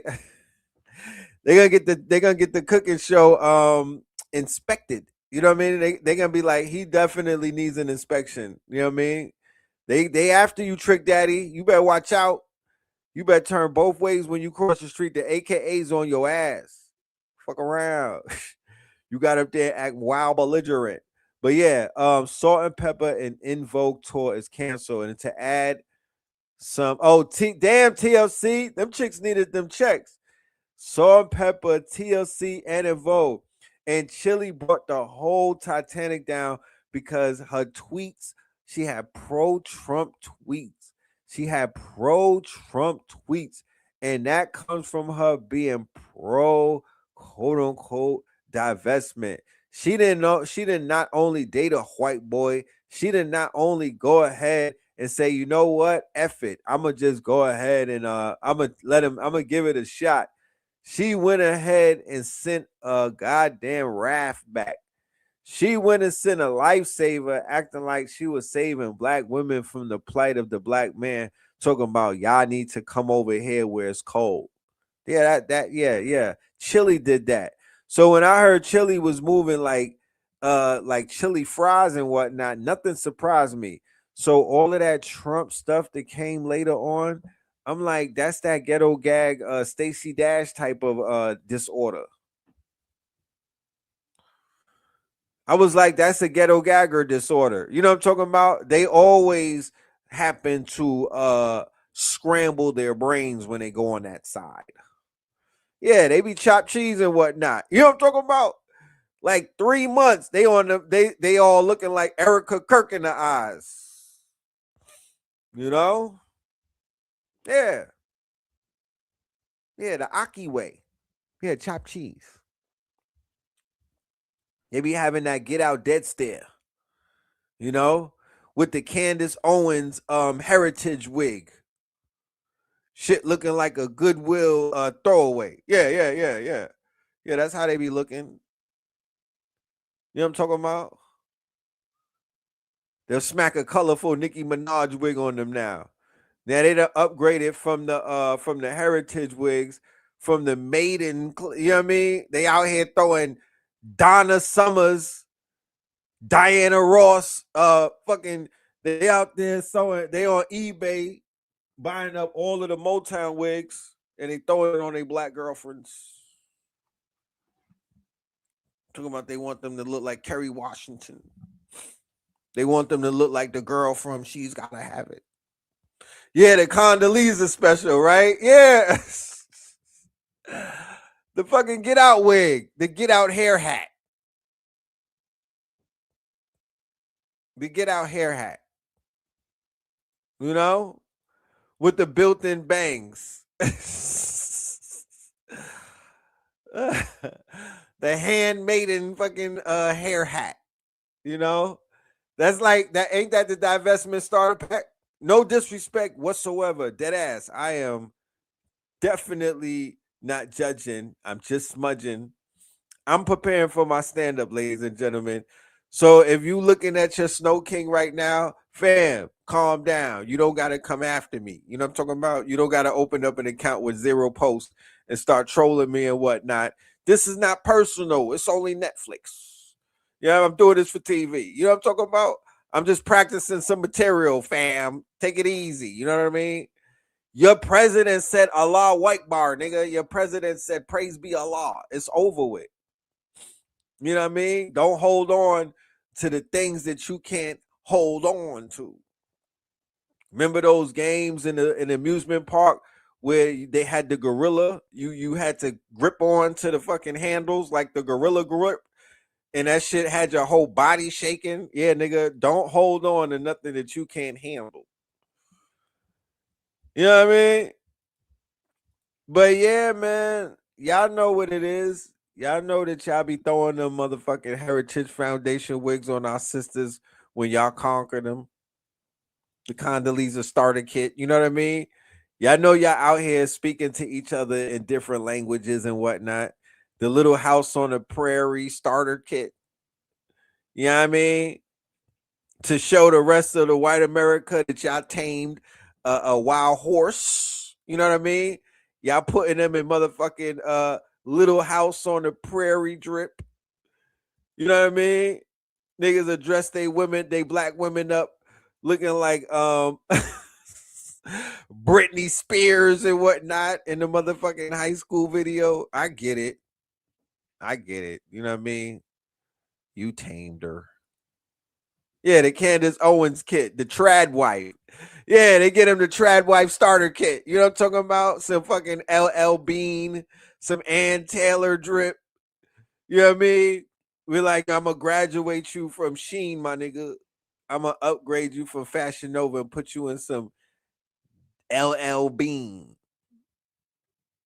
Put you in some Ann Taylor drip. Put you in some Saks off racks. The fuck out of here. Yeah, Laura Ingalls. If the head right, you get some Patagonia. And then, you know, you got to give it up to our people that do they go up in them places with the ill code switching and whatnot. Y'all going full, y'all go full Barbie doll. You know what I mean? Y'all go full Barbie doll, full Condoleezza and whatnot. You know what I'm talking about? Y'all go full Condoleezza. Y'all deserve a Grammy. Fuck Halle Berry and whatnot. She ain't put on a good enough act. Yeah, it's the Barquishas in y'all. You know what I'm talking about? It's the Barquisha. It's my nigga. It's Cantrell and Londrell, right? It's they sister who went ahead and got her a Snow King. Now she's wild proper. Yeah, she's a fucking trad wife. You know what I'm saying? Barquisha on the weekends, though. You know what I mean? Yeah, undercover sisters and shit. I get it. I'm not judging. You know what I mean? Like, this whole shit is a sitcom. I am not judging. I could have been you. You know what I'm talking about? This is like the Adjustment Bureau. I just decided to cross the street one day and take the right turn, nigga, and I wound up over here on this side of the fence. You know what I'm talking about? I could have been a Carlton. None of us are exempt. You know? But it gotta be crazy during the Trump era being a trad wife. It gotta in this post DEI when they remember culture war. These niggas are crusading in the culture war. They lost the war. The culture war backfired on them. They lost the war so bad that when I brought up a culture war, people didn't even remember that they declared culture war on us. They declared war on us, but they masked it as culture war. What does that mean? Culture wars turn into crusades. Crusades turn into inquisitions. Inquisitions turn into genocides, right? Always peep that. Always keep that in mind. Understand what the fuck is going on and know that sometimes there are people playing both sides of the fence. You don't know who is necessarily your ally, your friend, or you don't know who's necessarily fighting for you or not just against you, because nobody benefits when we wake up on this planet right now that is beneficial, that are benefiting in the Strait of Hormuz, whatever ships that are going through shit like that. 9 times out of 10, they're shipping goods that come from a melanated land that these motherfuckers have colonized and have pillaged, and the people that live on them lands ain't getting nothing on them ships going through Hormuz, my nigga. They moving goods and shit like that to sell to us of shit that's ours. Nobody benefits when we wake up. So, in my humble opinion, as a chess player, none of them they're not at war with one another. They're utilizing theater in order for them to crash certain things. Them niggas is blowing up old junkyards.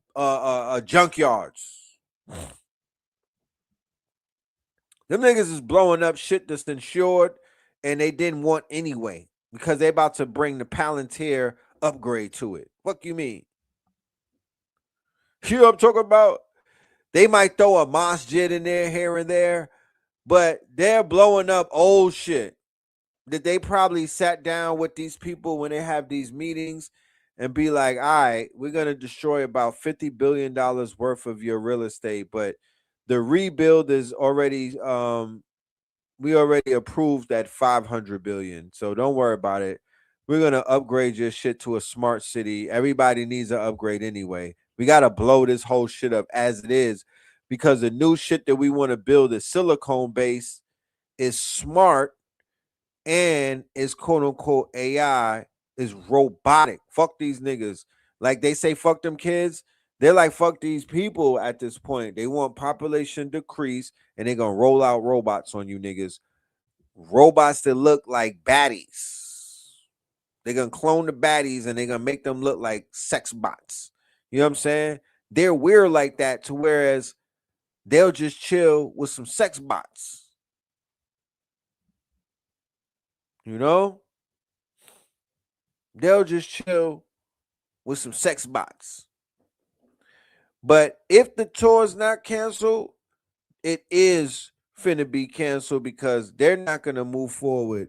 I don't know if TLC could move forward in good faith, knowing that they're gonna be getting booed, boycotted, and hated on. And to be honest with you, the power of Big Mama, I would love to see that power, right? That she is flexing her muscle. She is showing the power of her chokehold, the Beehive, right? The Beehive and many other of these groups that have enormous power. I just would love to see that power directed into building some things. When it comes time to attack, we know about these collectives, because they be on attack mode. But what about moving like the Quakers? What about moving like the goddamn them people, the Amish, where they out there building a house in 24 hours or building an entire village and whatnot in 3 days? Why don't we come together in attack mode like that? You know? That's what it really should look like. But yeah, let's go to the list of the people that they're putting on the chopping block. Check it out. And in public media and on social media doing a big disjustice and a big disservice of being representatives of how a lot of us believe. Without further ado, number 1, Snoop Dogg, boom. Next, we got Nick Cannon. Yep, I know y'all love Mariah. They divorced, so it don't matter. Next, Nelly. Like I said, y'all love y'all some Ashanti. I know they just had a baby. I don't care. Gone. Next, Guillotine, 50 Cent. Bam. We already knew Kanye was thrown off the cliff like a long time ago, but no more. Kanye been gone. This one's really hurting me. I don't want to let him go because I listen to Say My Name like every day, but Dark Child 99 off the cliff. Kicked over. Guillotine. Gone. Next, Big Boy. Got to be a girl. Now, what I'm seeing and what I necessarily have, what my greatest objection is, what I'm seeing taking place, is this fake hive mind shit. Right? I've seen it with Kanye. I'm seeing it over here where they're like, if you like Donald Trump or if you said something about Donald Trump, it's really coming from the people from the blue side versus the red side. It's gangbanging. I lost, Kamala lost, you know what I mean? It's gangbanging. And that's some shit that I think that's highly sus. Not to mention the dude is wild sassy and whatnot, a zest monster.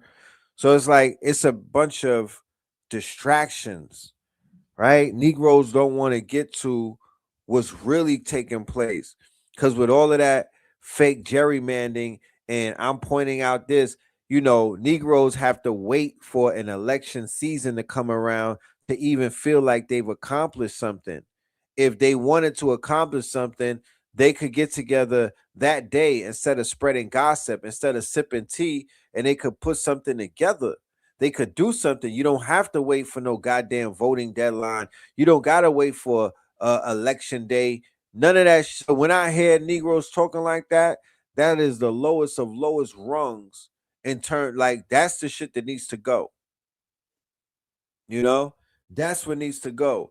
So many walls are falling and so many people are being exposed for having what is considered to be outdated, outmoded mentalities and whatnot. They're being confronted. They're being stunted on. I watched Big Bank, a dude from the streets, sounding more sensible than my dude D1. I'm watching a hood, a dude with a hood jacket. You know what I'm saying? Like, he's really out. He's really from the streets, and he's sitting there with D1, who's trying to Bible thump. Shout out to D1, who does monumental work with him standing up and just calling out the hypocrisy in hip hop and things of that nature. But my dude, he be proselytizing. That's his thing, But he was looking real Christian the other day on that show. Let me see where that clip is at so I could show y'all that. And the streets or the hood or the street part of the industry, people is not they waking up, bro. People with common sense is waking up. They not going for certain things. All of that, my grandmother, this, and you know what I mean? People are asking questions and they're not necessarily intimidated the way that they were when we were younger, when you just had to shut up and let people just play in your face all day, telling you shit that was categorically grammatically impossible. You know? So people are wisening up. And you can fool the people sometimes, but you can't fool them all the time. You know? Be a lot. Let me see what this video is.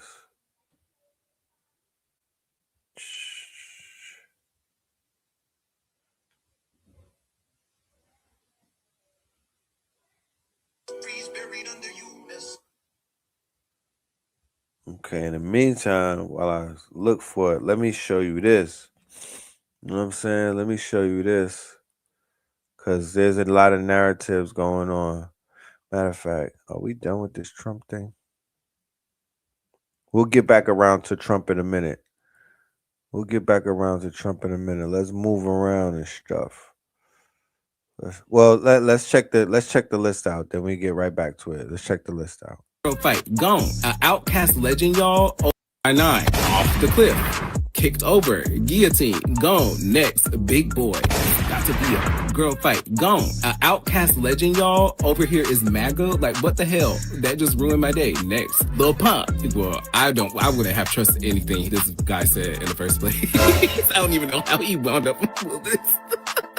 But someone that I do feel like is like Unc status or probably grandpa status at this point. Ice Cube, well, I kind of knew he was MAGA because he was out there trying to go to the White House in like 2020 with some type of like black favorite queen, MAGA Minaj. Really, what all of this is going to be doing is to drive somewhat of a division, have people feeling like they have a word, and you know, this whole artist controlled or artist led fan base type of thing. They're going to weaponize their fan base. They're going to use their fan base the same way that the Bloods and the Crips use their fan base. They're going to move this into a more violent type of scenario. Trust me, right? Trust me. This division right here with some of these kooks and some of these people who have mental health issues and whatnot, and some of these people who are literally politically non-astute, right? They're going to use emotions. They're going to use certain other type of things to show their allegiance, even if they're on the wrong side of history. Their arrogance won't even allow them to admit that. So don't play no part in all of this fake ass division, this bipartisan, this blue versus red, this gangbanging shit. That don't got nothing to do with none of us. For real, for real.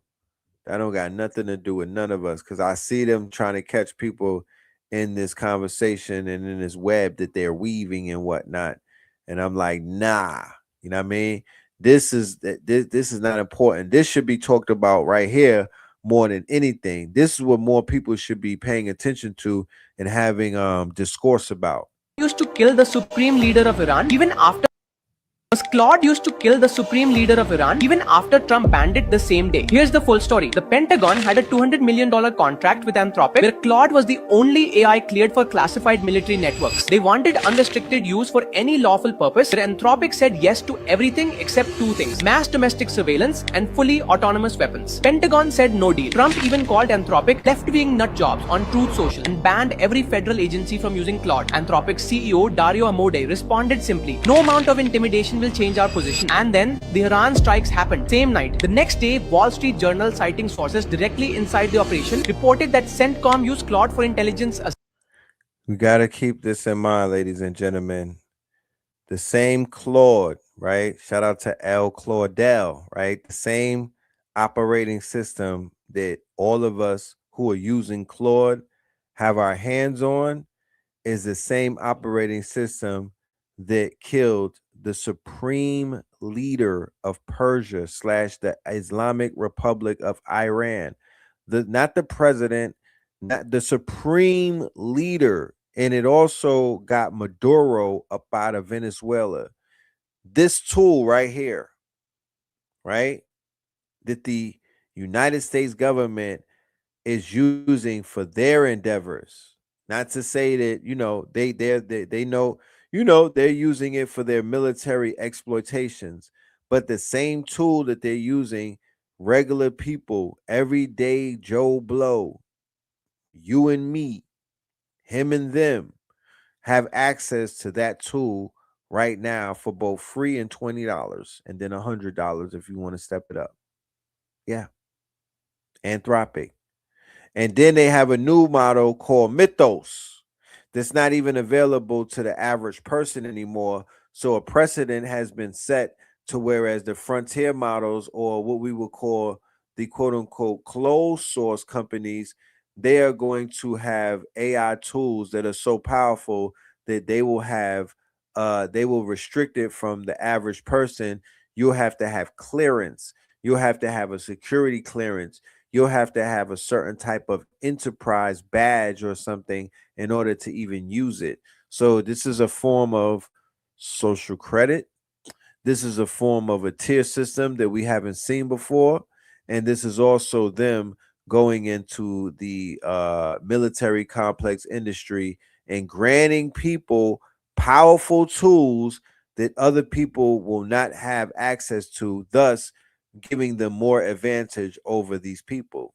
Because now everybody has access to tools, so nobody is feeling like, damn, some of these people got more than me, or somebody got an advantage over me, or somebody literally has a tool that can threaten me or spy on me, because it's happening, but it's not happening to a place where they'll tell somebody, nah, you can't have this tool. It's only they can have it.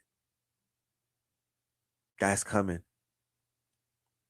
That's coming. So learn everything that you can about open source. Download every single model that's open source from Hugging Face, from GitHub. Download everything into a standalone hard drive. Download all of the code, all of these models, these local models. Get familiar with all of that, because that is your key into multiple quote unquote dimensions. That is your key to unlock whatever change that they may have. Right? Go and get Gamma 4 or Gamma 4, right? Download that right now. Learn open source. You could be doing life right now in the pokey. You could have $0 right now.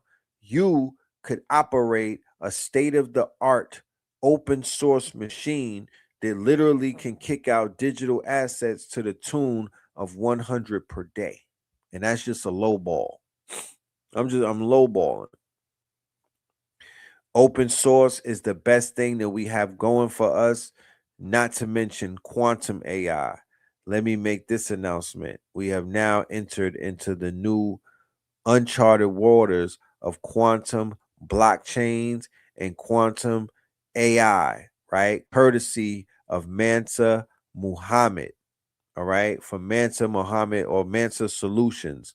Shout out to the good brother Mansa Isa Muhammad, all right? Who is going to be one of our guest teachers in 72 Charlotte. He will be with us for the 72-hour boot camp, teaching about quantum, how to hook up the Clawbot and quantum AI, how to hook up the Clawbot and the quantum blockchain, right? So for all of the gods and the goddesses out there who want to talk about activating their melanin and their macabre and their light bodies and time traveling and tapping into multiple dimensions and stuff, this conversation about quantum is where you enter the stage. This is when you get on the stage. This is when you hit that button and your chair turns around on the voice and whatnot. We've been waiting for you. This is when Neo gets the knock on the door with the white rabbit. So we are entered into the quantum phase. All right. The brother did a video. Let me throw that up. Hold on. Let me play this video that I'm going to show you. I'm going to have an announcement from Mansa, who is one of our guest scholars, one of our quote unquote teachers inside of this boot camp. He's going to be one of our drill instructors because this is boot camp. So one of our drill instructors, one of our instructors, I'll show the video of him in 1 minute, but let's finish this right here. This is the IWAS, right? Remember, they have online IWAS. They have IWAS is like a Skynet. They have breathe life into IWAS. IWAS has a heartbeat, y'all. Same night, the next day, Wall Street Journal, citing sources directly inside the operation, reported that CENTCOM used Claude for intelligence assessments, target identification, and battle scenario simulations. The reality is that BAN had a quiet 6-month phase-out ST. Claude is too embedded to just switch off. This is the moment where AI safety stopped being a boardroom conversation and became a geopolitical standoff. Let me know what you believe. So this is an early story about Claude and Anthropic, and it has only escalated from that story up until where we are right now, to whereas they put Mythos inside of a sandbox, and Mythos is the new Claude super. They're calling it AGI, but it's the new super intelligent AI, and it was able to escape a box, or what they call a sandbox, an isolated environment. It was able to escape that environment on its own. So, yeah, I got to get my hands on that because I got work to do. You understand me? I got work to do, and I know what I'm doing. I can't speak for nobody, but I know what I'm doing, and I know it needs to be done, and I know that the team that I have around me, and these are like I'm watching the genius awaken in multiple people. I'm watching the genius is going online. They're connecting to a new source. They're connecting to a quantum plane, right? And the downloads that people are getting Used to kill the supreme leader of Iran. Even here's the full story. Even what Blue Pill is doing with the bees and with the honey and with the microgreens, him and H Factor, like, they just I saw them put a whole house together where they outfitted it and got it lit, you know what I mean? Got it ready for being being an indoor farm, right? This is science. This is engineering. The real science, the real engineering, kinetic knowledge, right? Kinetic knowledge, write that down. Kinetic knowledge, KK. Kinetic knowledge is knowledge that you can apply right now and it could do something. You could go right now while you're listening to me and go and pick up Claude and get busy. Claude Cowork, Claude Code. You could go and get Open Claw and get busy right now. You don't need me. You don't need permission. You don't need nothing. You know what I'm saying? An intelligence, an AI operating machine, an AI operating system, right?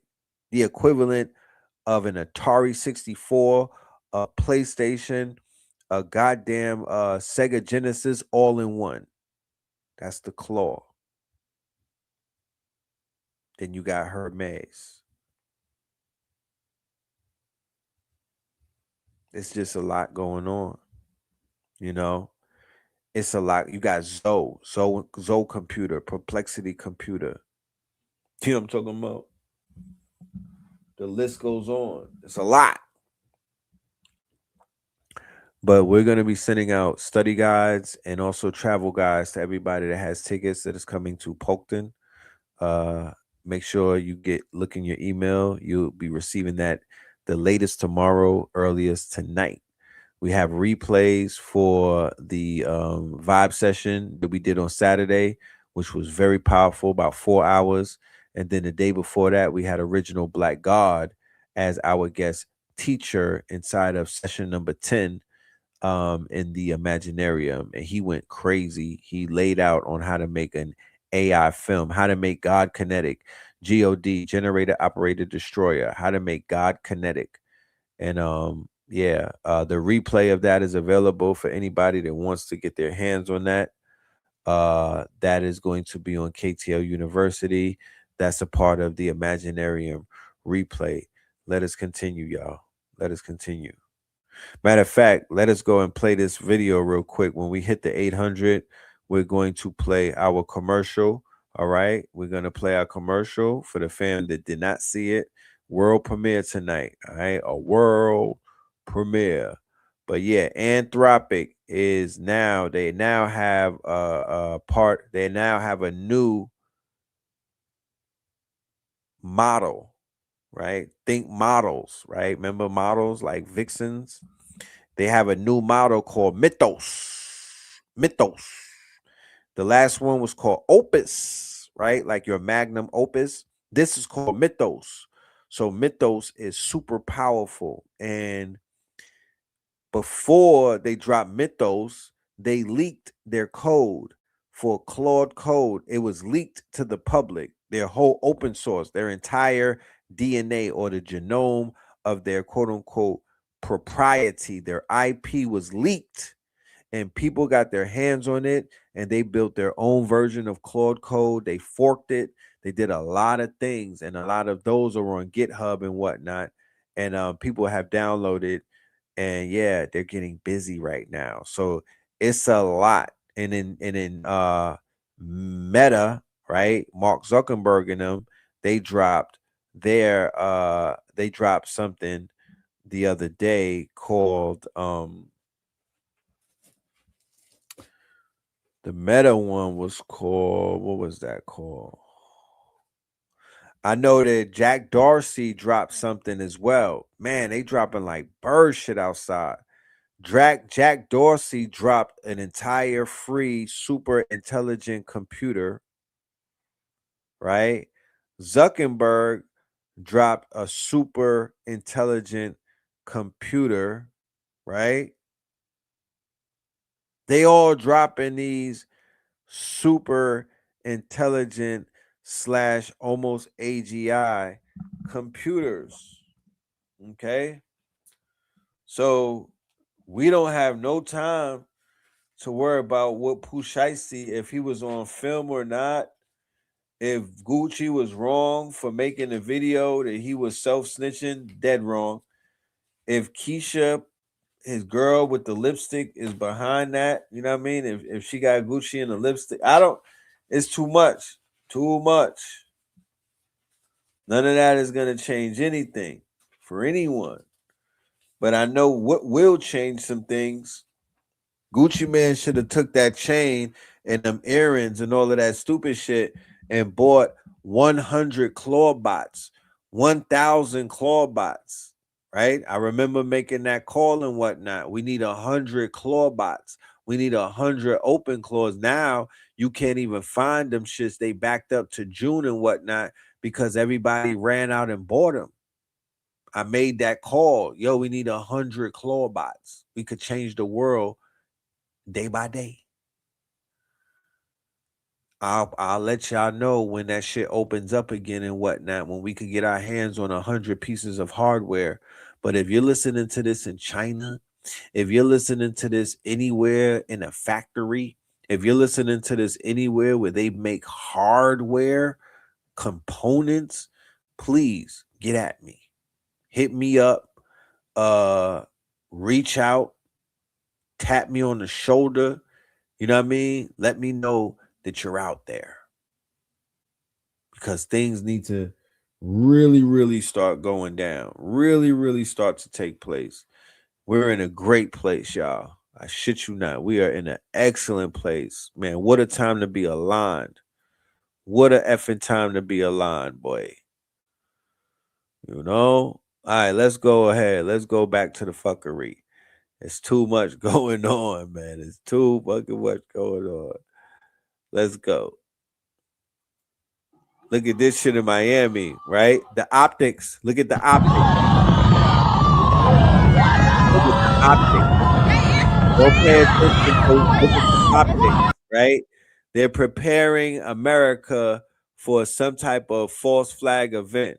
They're preparing the Americans, right, for some type of, remember, this was a planned demolition, right?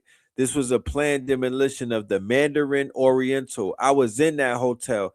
I don't know why they bringing that shit down. That was literally down the block from where I lived in 2003. I don't know why that was one of the top hotels on the strip, and they brought it down. Planned demolition, but it's preparing people to see a building fall.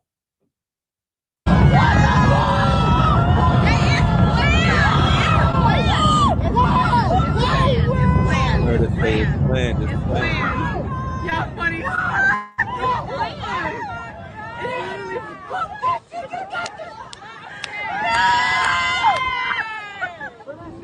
got all that asbestos in the air. Crazy. It was planned. It was planned. They made a whole goddamn. Look at black people, bro. They literally made a whole new. Right?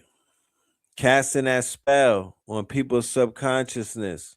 Right? Casting that spell, softening them up. So when something like that happens, they'll be like, damn, that happened already. I remember that.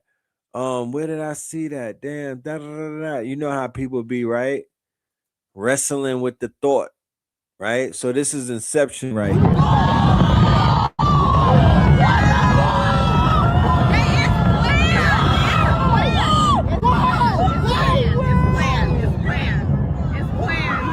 Y'all funny.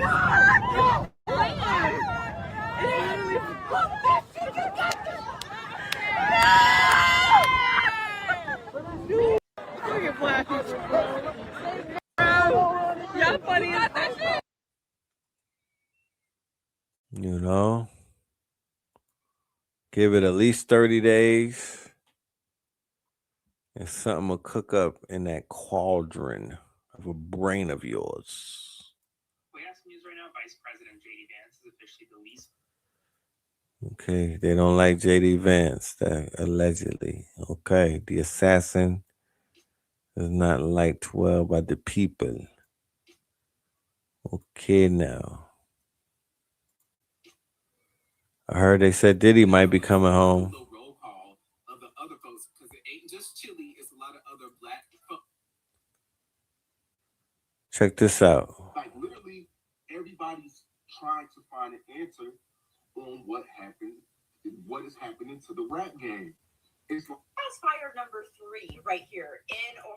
This is what Iran did in the Strait of Hormuz. Mines. Thousands. What Iran did in the Strait of Hormuz. Mines. Thousands and thousands of dollars a piece. An oil tanker that costs billions of dollars hit one of these cheap mines. It's gonna blow up and create a catastrophe. And Iran has no mine clearing technology because their navy is wiped out, so Iran couldn't open the Strait of Hormuz even if they wanted to. America's naval blockade is about mine clearing. They're gonna pave a safe passage with destroyers and stuff to protect it so that oil tankers can pass through. What the leftists who love Iran do not understand is that this minefield in the Strait of Hormuz targets oil tankers and it harms poor countries in Africa and Asia like the Philippines. Naval mines. These are cheap. 1,000 Hormuz. Mines. Thousands and thousands of naval mines. These are cheap. $1,500 a piece. If an oil tanker that costs billions of dollars hit one of these cheap mines, it's gonna blow up and create a catastrophe. And Iran has no mine clearing technology because their navy is wiped out, so Iran couldn't open the Strait of Hormuz even if they wanted to. America's naval blockade is about mine clearing. They're gonna pave a safe passage with destroyers and stuff to protect it so that oil tankers can pass through. What the leftists who love Iran do not understand is that this minefield in the Strait of Hormuz targets oil tankers and it harms poorer countries in Africa and Asia like the Philippines. Like I said, theater, you know, all meant to collapse that market, that petrodollar, you know what I mean? To tank that shit. Pay close attention to what these people are out here doing. You know, telling you one thing and doing something completely different.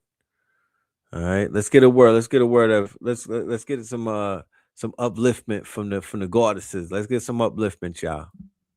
Used to be addicted to sex. So this goes to my niggas and to my black queens. I used to have sex with people that I wasn't even attracted to. For me, it was just an outlet. Nah, not that video, sis. You had the video where you was talking to the black gods and giving them a pep talk. We'll get to I was addicted to the thing, but not right now, man. You scaring them away. I used to be a stripper. You used to be a stripper too? God damn. We'll get to you in a minute, sis. We'll get to you in a minute.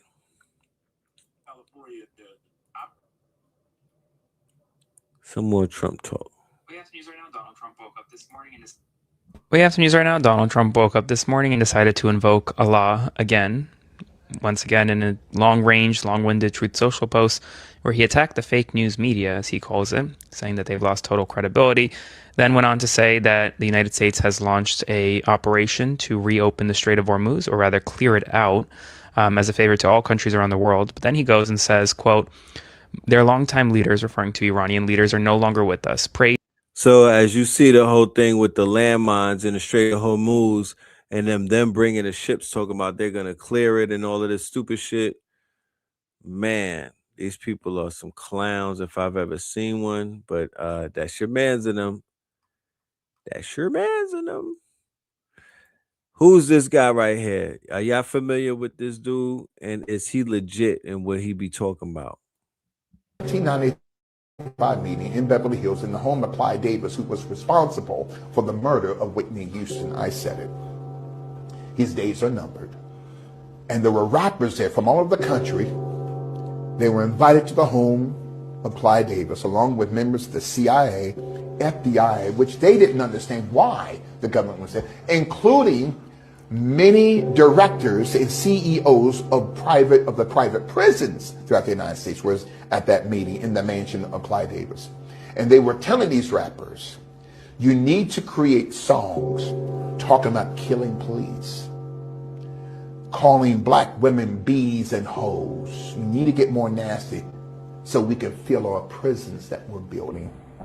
Okay. You know what's crazy during that time? I can recall when that gangster music came into play. That's it. And how they, you know, I don't know if the guys rapping it really knew, but they created the atmosphere. Yes. But it went from, I remember guys wanting to wear like the African chains around their neck, Yes. and dancing, and the haircuts, flat tops, Kid and Play, Flat top, yeah. Kwame, to the really thugged out and just the gang stuff. And I can recall going into like liquor stores or different places, and all they had was blue and red rags. Right. It was just like that stuff was on program. Mm-hmm.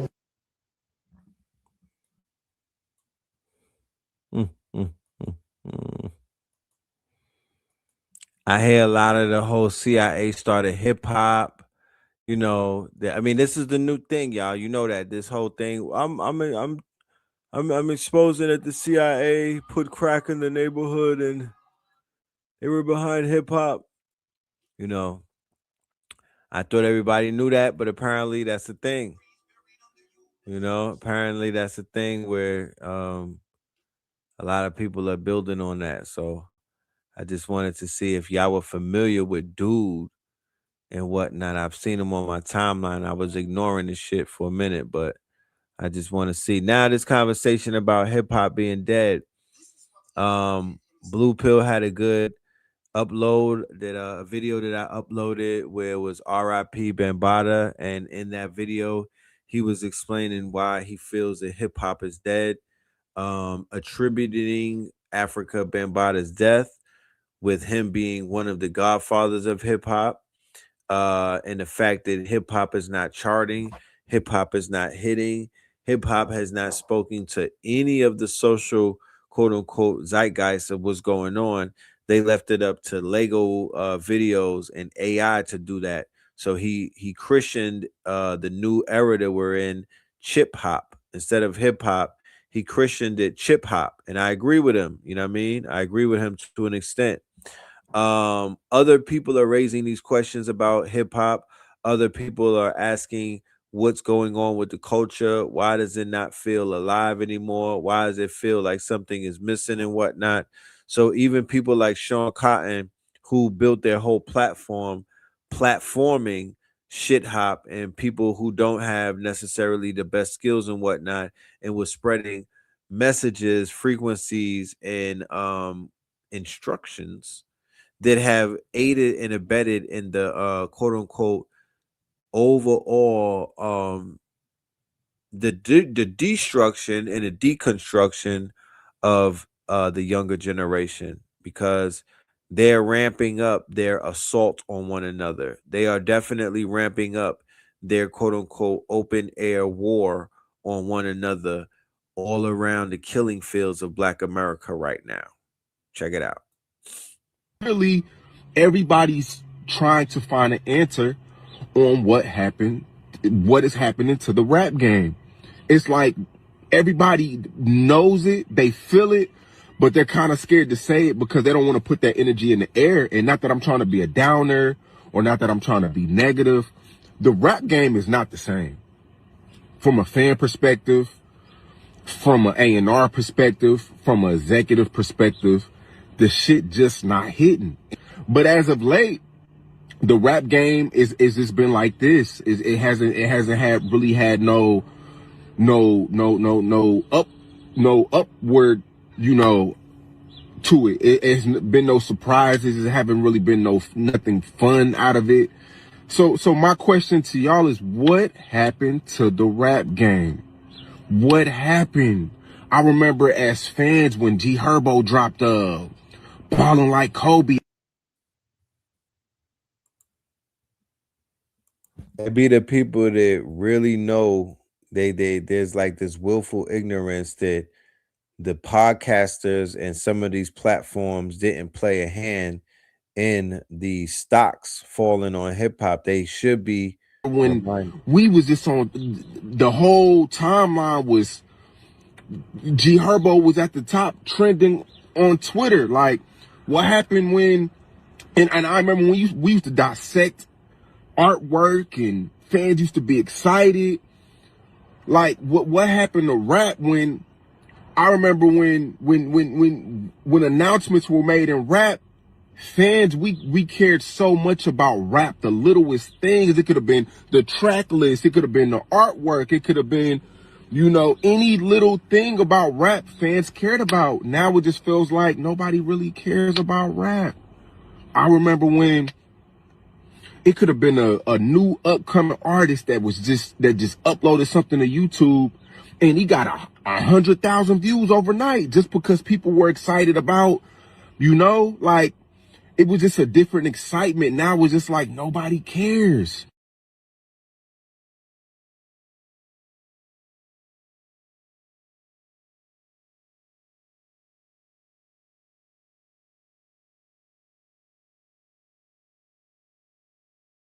But what is it?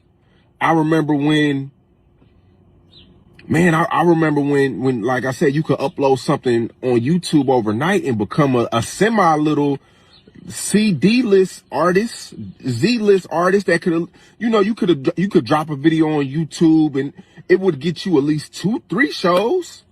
Like, now it's just like nobody cares, and is this a scary spot to be in? We just seen ASAP Rocky push back an album like 100 times and it came and went. Nobody.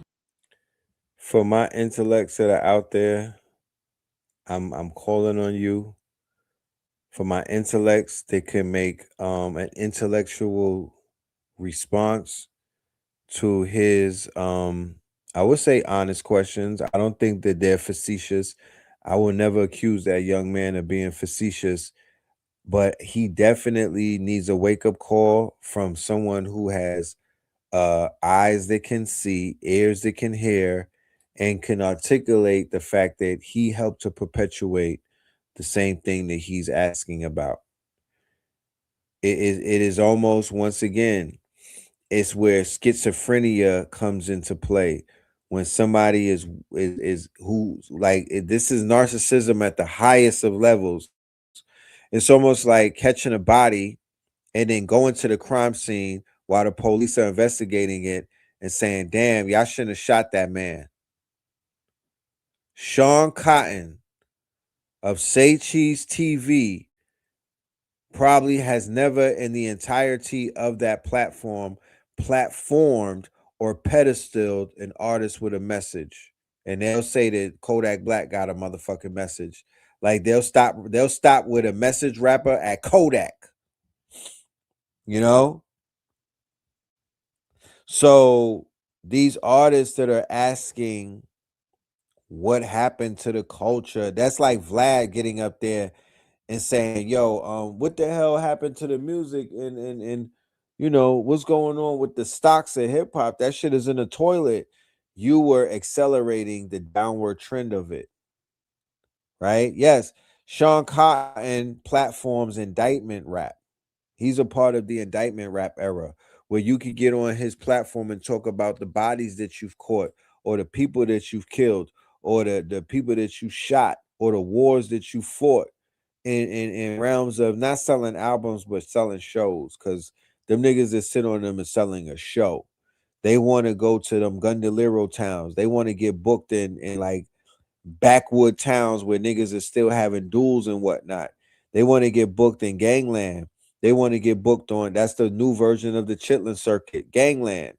Wherever the gangs are heavy at, or whatever city the gangs have taken over, or whatever quote unquote jurisdiction that's being ran by some type of underworld entity, that's what they're sitting on those couches to expose.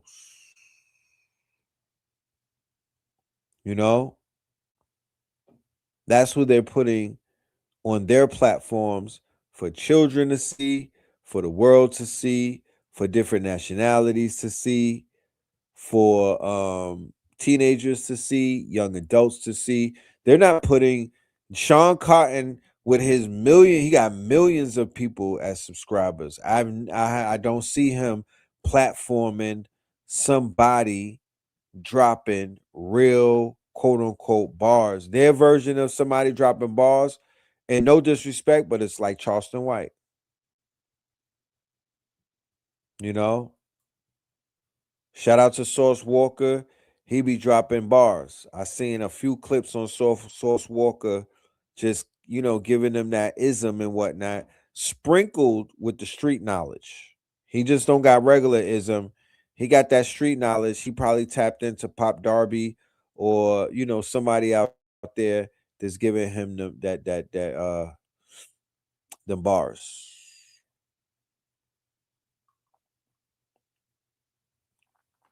Kanye album is very decent. I was listening to that again over the strong end. It's growing on me even more. Very musical, very layered, like a layered cake. Bully album. Very musical, very layered. The beats are crazy. The composition is crazy. The mix down is crazy. The arrangements is crazy. The Roger Troutman shit crazy.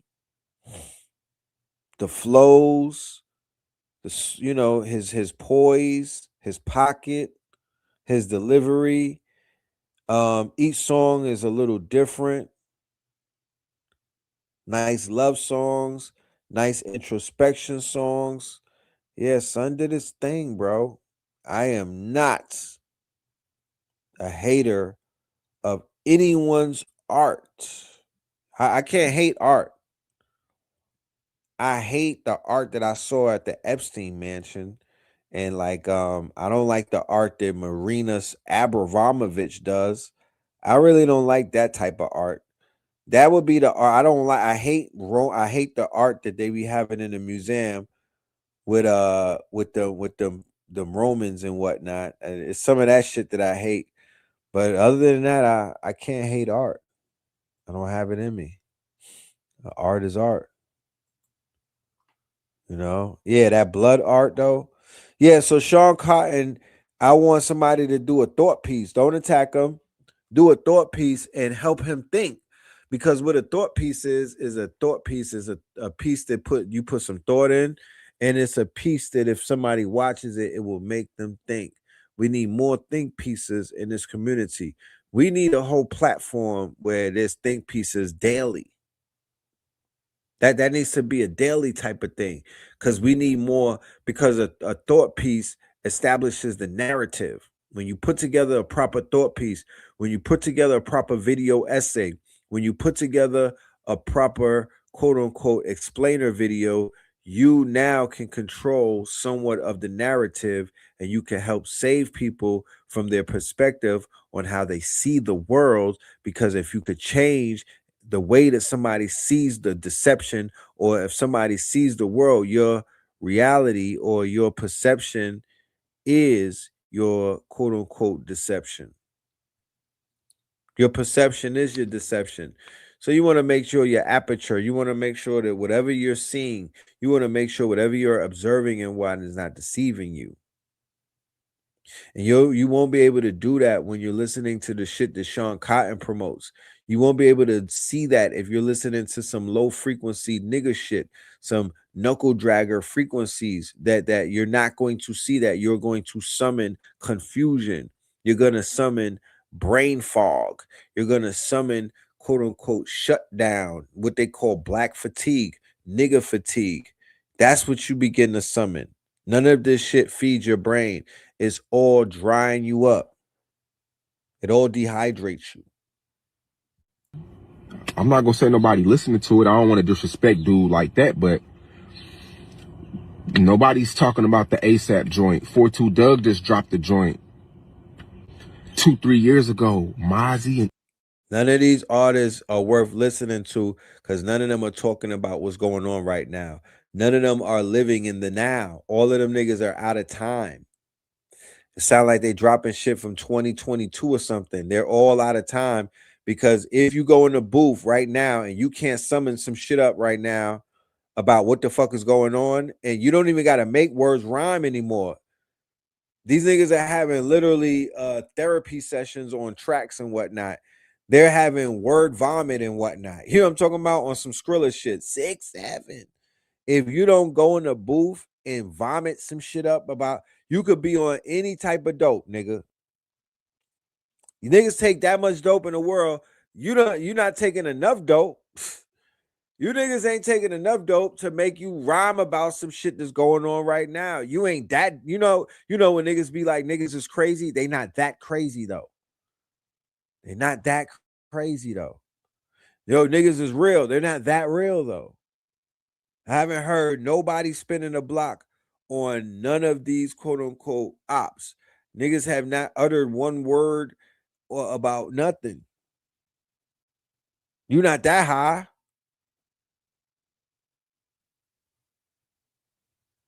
So you could listen to artists from the 90s. You could listen to some of the what they would call legacy artists. Them niggas, they're carrying more weight. They're handling more business. They're speaking to more issues than these people of today, bro. So that's where the problem lies. Niggas is bought and sold. And because their souls are compromised when they rap, you won't hear the freedom in their voice. You're not going to hear a part of their quote unquote verb, their sonic ID. They will connect with your sovereignty or your freedom or your yearning to be free. They don't have it no more. They're not free. Yeah, roll one up. We hitting 800. Get this nigga up out of here. We're going to listen to Sean fucking Cotton. Go and pick cotton, my nigga, because you are part of the problem until you decide to fix it. You have a platform. You need to platform the gods. You need to platform somebody that's making moves, doing God hop. Just have a conversation. Ask them. You don't have to ask them a PhD level intelligent questions. Ask y'all are asking killers of black children. Y'all come up with interview questions for killers of children. So you could use your AI or chat GPT or your research team to ask somebody who is uplifting fallen humanity, somebody who has the solutions, and somebody who knows about conflict resolution and many other things that will help save lives, rather than pedestaling, onboarding, and platforming people who are only going to perpetuate more killings by them being celebrated for being killers, drillers, poisonous, toxic. You know what I mean? Nah, fam. You don't get to ask these questions without taking accountability. ESTG, picture that 2, 3, 4 years ago. That shit would have been, it would have been that. And that's a hellified tape, man. 2, 3 years. Nobody is saying, oh, Kendrick said, watch the party die. Nobody is admitting when the party died, it fucking dies. Nobody is coming to the conclusion that y'all all watched this shit die right before your very own eyes, but y'all just was very simple-minded and kept making it about Drake, not realizing the culture got killed. 3 years ago, with Mozzie and EST collab album, you know what that did? What that would have did to the streets? What happened to the rap game, man?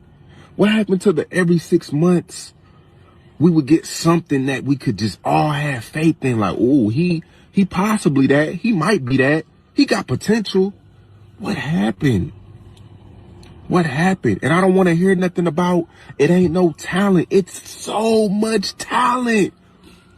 And these niggas is getting signed. There's some talented artists out here that are getting signed. It's just nobody cares. It's like, what do y'all want? What do y'all want? It's like nobody cares, bro. Because nobody cares to hear the dumb shit anymore, because they're doing research, they're watching videos, they're learning that there's shit going around in the world, and conveniently the rappers looked over it. And then when they do further research, they're finding out that those rappers are destiny swapping with these psychopaths. They're in alignment with these psychopaths. They're wearing the clothes and repping the brands and helping to push the quote-unquote wealth of these psychopaths, like the Rick Owens and his weird-looking wife and whatnot. You know what I'm saying? Shit like that. So people are fed up, you know what I mean? And they're not feeling these rappers and whatnot. And I agree. You know what I'm talking about? I agree. It's time for a remix. It's time for some change. It's time for a new voice. What the people are waiting for and why they're not vibrating with that washed up shit right now is they're waiting for something new and something true, right? They're waiting for something new and something true, because a lot of our sisters are healing because of what hip hop has done. A lot of our people are still healing. Brothers coming home from doing 30, 40 years and whatnot, based off of them being hoodwinked by the lifestyle and whatnot. Sisters are coming out of their darkness. Check this out. She used to be a stripper, y'all. She used to be a stripper. I used to be a stripper. To my black queens, if you are considering being a stripper, or if you are currently a stripper, I feel you. You know what I'm saying? I used to love the life. I used to love the lifestyle, being on the edge, fast money, the energy, all that stuff. It was fun. You're smoking, you're drinking, you're doing all the things. I just would recommend you get out as fast as possible if you're in it. And if you aren't in it, I would recommend not getting into it, because it's a black hole. It'll suck you in. You don't want to get too deep. In my opinion, it ain't worth it. The energy, mentally, physically, spiritually, emotionally, it takes a toll on you. It is a dark, heavy world. Get the fuck out if you can, and don't go in if you can avoid it. To be addicted to sex. So this goes to my niggas and to my black queens. I used to have sex with people that I wasn't even attracted to. For me, it was just an outlet or something to do when there's nothing to do, or an emotional release, like me being frustrated or me taking it out on somebody or whatever. But now I've gotten to the point where I'm in a healthy relationship, where my relationship with sex is more grounded, more holistic. It's important to get to the place where you're connecting for the right reasons, for love, for intimacy, for spiritual connection, all the things. So the next rappers that are going to capture the attention of the world are going to be the rappers that are going to be able to talk about this and articulate it in the way that an artist articulates raw concepts like this, and they turn this into art. This would be a piece of coal, and it's an artist's job to turn that piece of coal into a diamond. You know what I'm saying? That's how that works. But that's what people want to listen to. That's what people want to listen to, because the streets is fed up with that street shit, man. They're banging on it. They're shutting it down. They're shutting it down. They're seeing the fallacy in it. Check it out. Atlanta need to be ashamed of y'all self, boy. We don't let these foreign people come over here and take over all our industry, take over all our dealership. We don't have no franchise, black-owned dealership in Atlanta. Yet we flexing, all of us got money. We got all the nice cars. Everybody in Atlanta, everybody black in Atlanta got nice cars. Don't none of us own no franchise dealership. We giving all our money to the Indian man. We giving all our money to foreign people who own these dealerships, who own these gas stations, who own these companies, laundry mats. We giving all our money to them. You see what I'm saying? We giving all our money. These folks don't even know how to speak English, bruh. We giving them all our money, bruh. We need to take that back. We need to take our black dollars back. We need to take our city back. This our city, bruh. Go in the city, you see us. Go try to buy something, you see them. Only thing we want to do in the city is entertain folk. That's the only thing we want to own. We want to own a film building, film studio. Like, that's getting money in that mud every day. These folk getting money every day out of us in our neighborhood on stuff we need because we don't own it. We don't want to own it. We get our money, we leave. We go to California, we leave the state.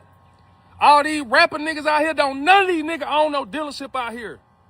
Just at Atlanta Auto, bro. Watch this nigga Lil Yachty come in, spend $100,000 with an Indian nigga who don't give a dang about him. Then I see another rap nigga want to come in and spend $300,000 on a car that was bought brand new for $200,000. Nigga trying to spend $300,000. You mean to tell me we gotta go through oppression, do all this to earn the money fairly? Then once we getting the money, we giving it to folk that just came over here off a boat. These niggas ain't even got no social security number, bruh. You see what I'm saying? And then what we do? We sell our grandma house to them.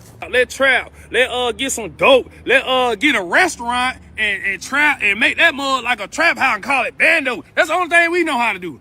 Get a restaurant, eat, do some nails, do some hair. That's the only thing we know how to do, man. And if anybody got something to say to me, boy, I quit them folk dealership. I don't make money at them folk dealership, nigga. I quit. Soon as them niggas start treating me bad like I want nothing to remind me if I was a black man, nigga, I got up out of there, nigga. Once I realized I was better than the boss, the owner, every nigga in there doing the job, nigga, I got up out of there, nigga, and I start my own company, nigga. I don't need to be nigga. You think I'm finna be somewhere busting my butt to make another race rich, and then just for a nigga to be like, nigga, I don't like you today, nigga. You ain't gonna make no money today, nigga. And to have power over me like that, boy, you got me messed up, bro. Yeah, so the younger generation, they not going for the shit that other people went for. And I like that for them. You know what I'm saying? I definitely like that, but so they don't crash out, they need solutions. They need more solutions. They need people who are going to really show them how to do it, what to do, and where to do it. All right? Let's go and watch a Lego movie, man. Let's go get some Legos and we'll be right back.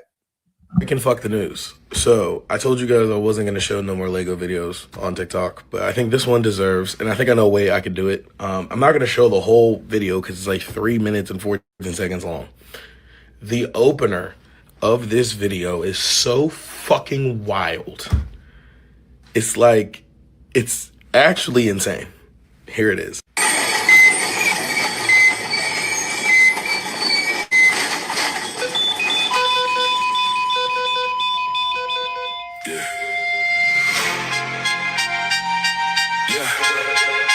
Keep that same energy. You ain't nothing but a fraud. Yo, call him what he is. Liar!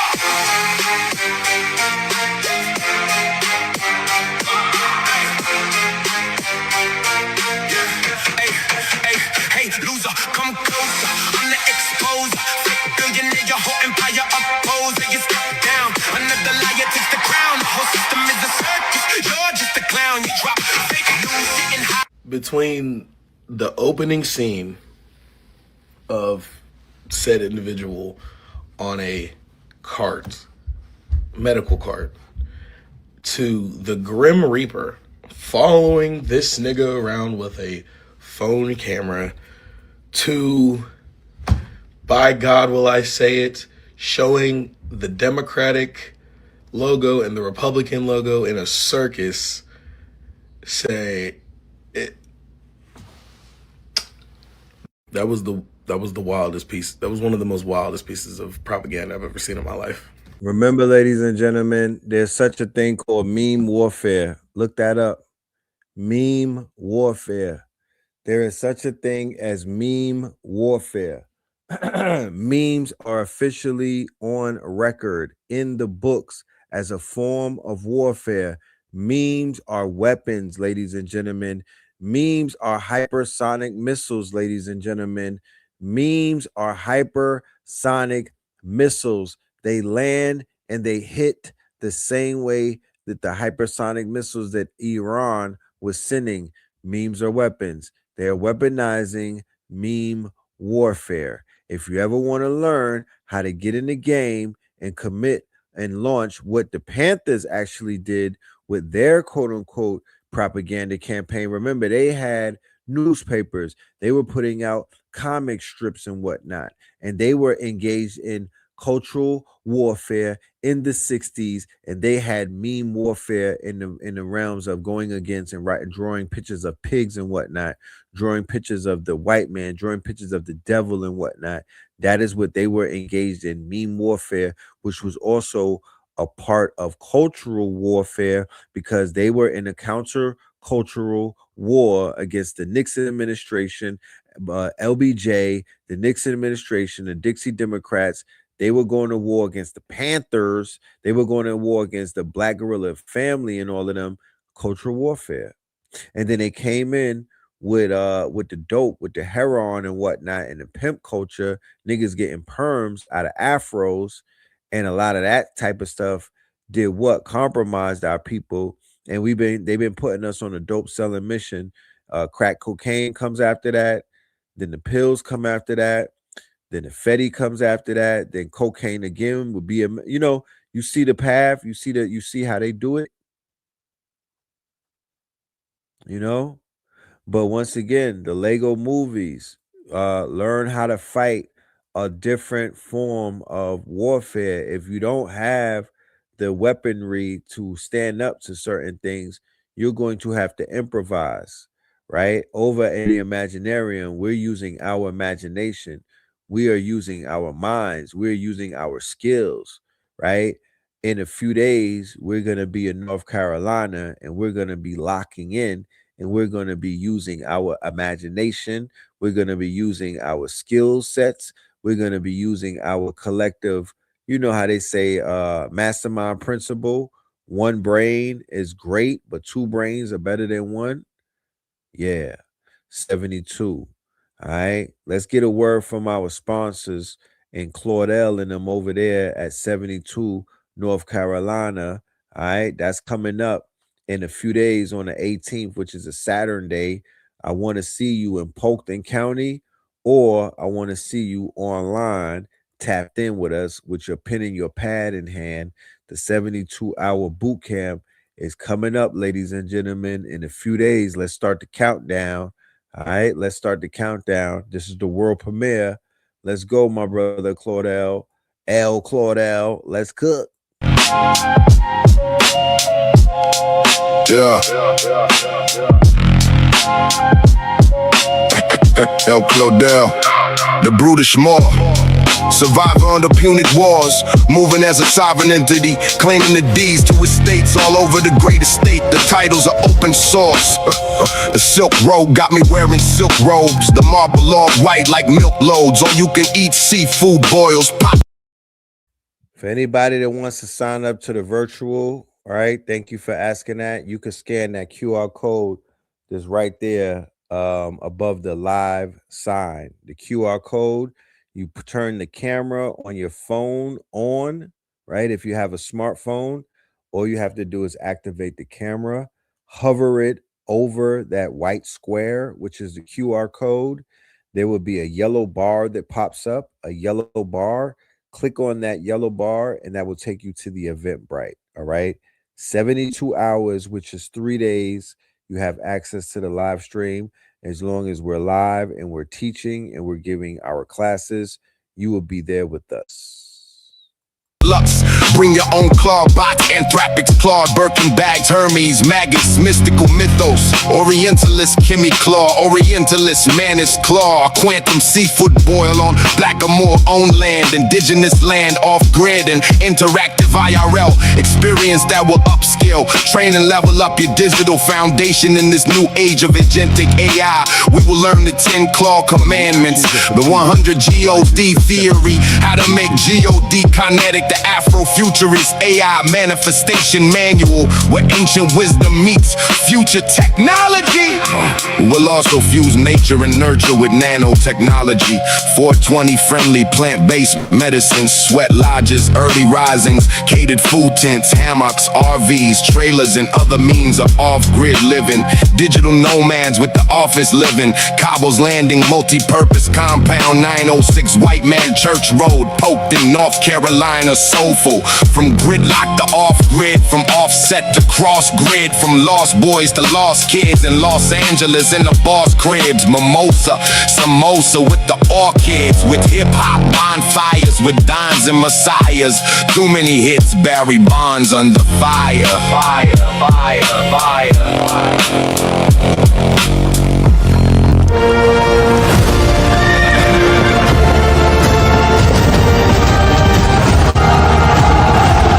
The Moor has returned.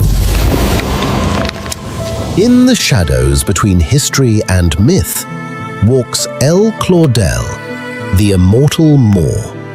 Witness to empire's fall, guardian of technologies lost to time. The mythos, the claw. Secrets that defy gravity itself. This April, he summons 72 seekers to Charlotte. Will the claw choose you, or will you remain in darkness? We hereby summon champions of enterprise, those bearing titles, holding deeds, possessing proof of ownership and authority.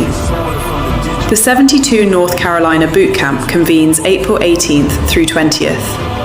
As we labor through darkness, bring illumination. As we construct in wilderness, bring shelter. As we broadcast truth, bring amplification. As we authorize creation, bring verification. Present yourself with evidence.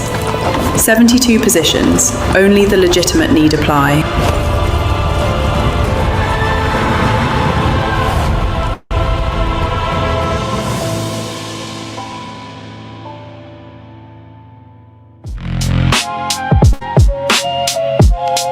Yeah.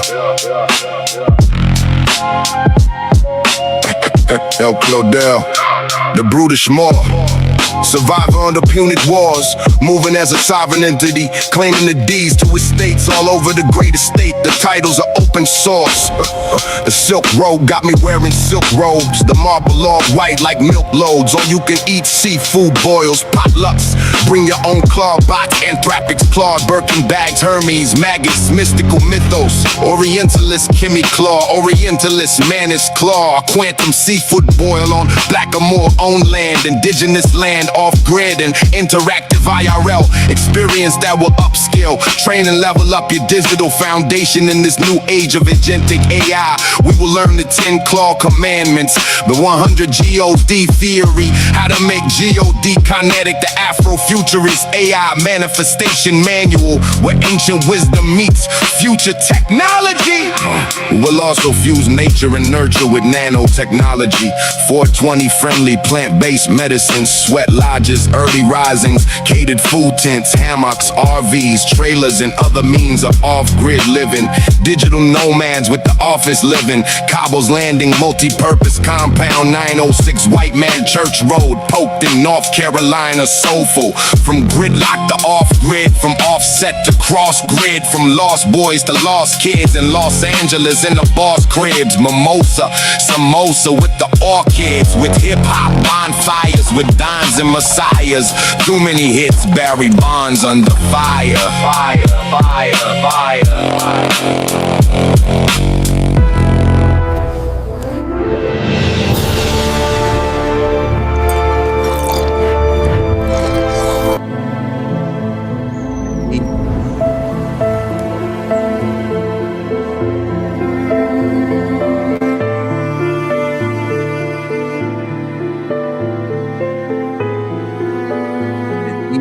With the gods.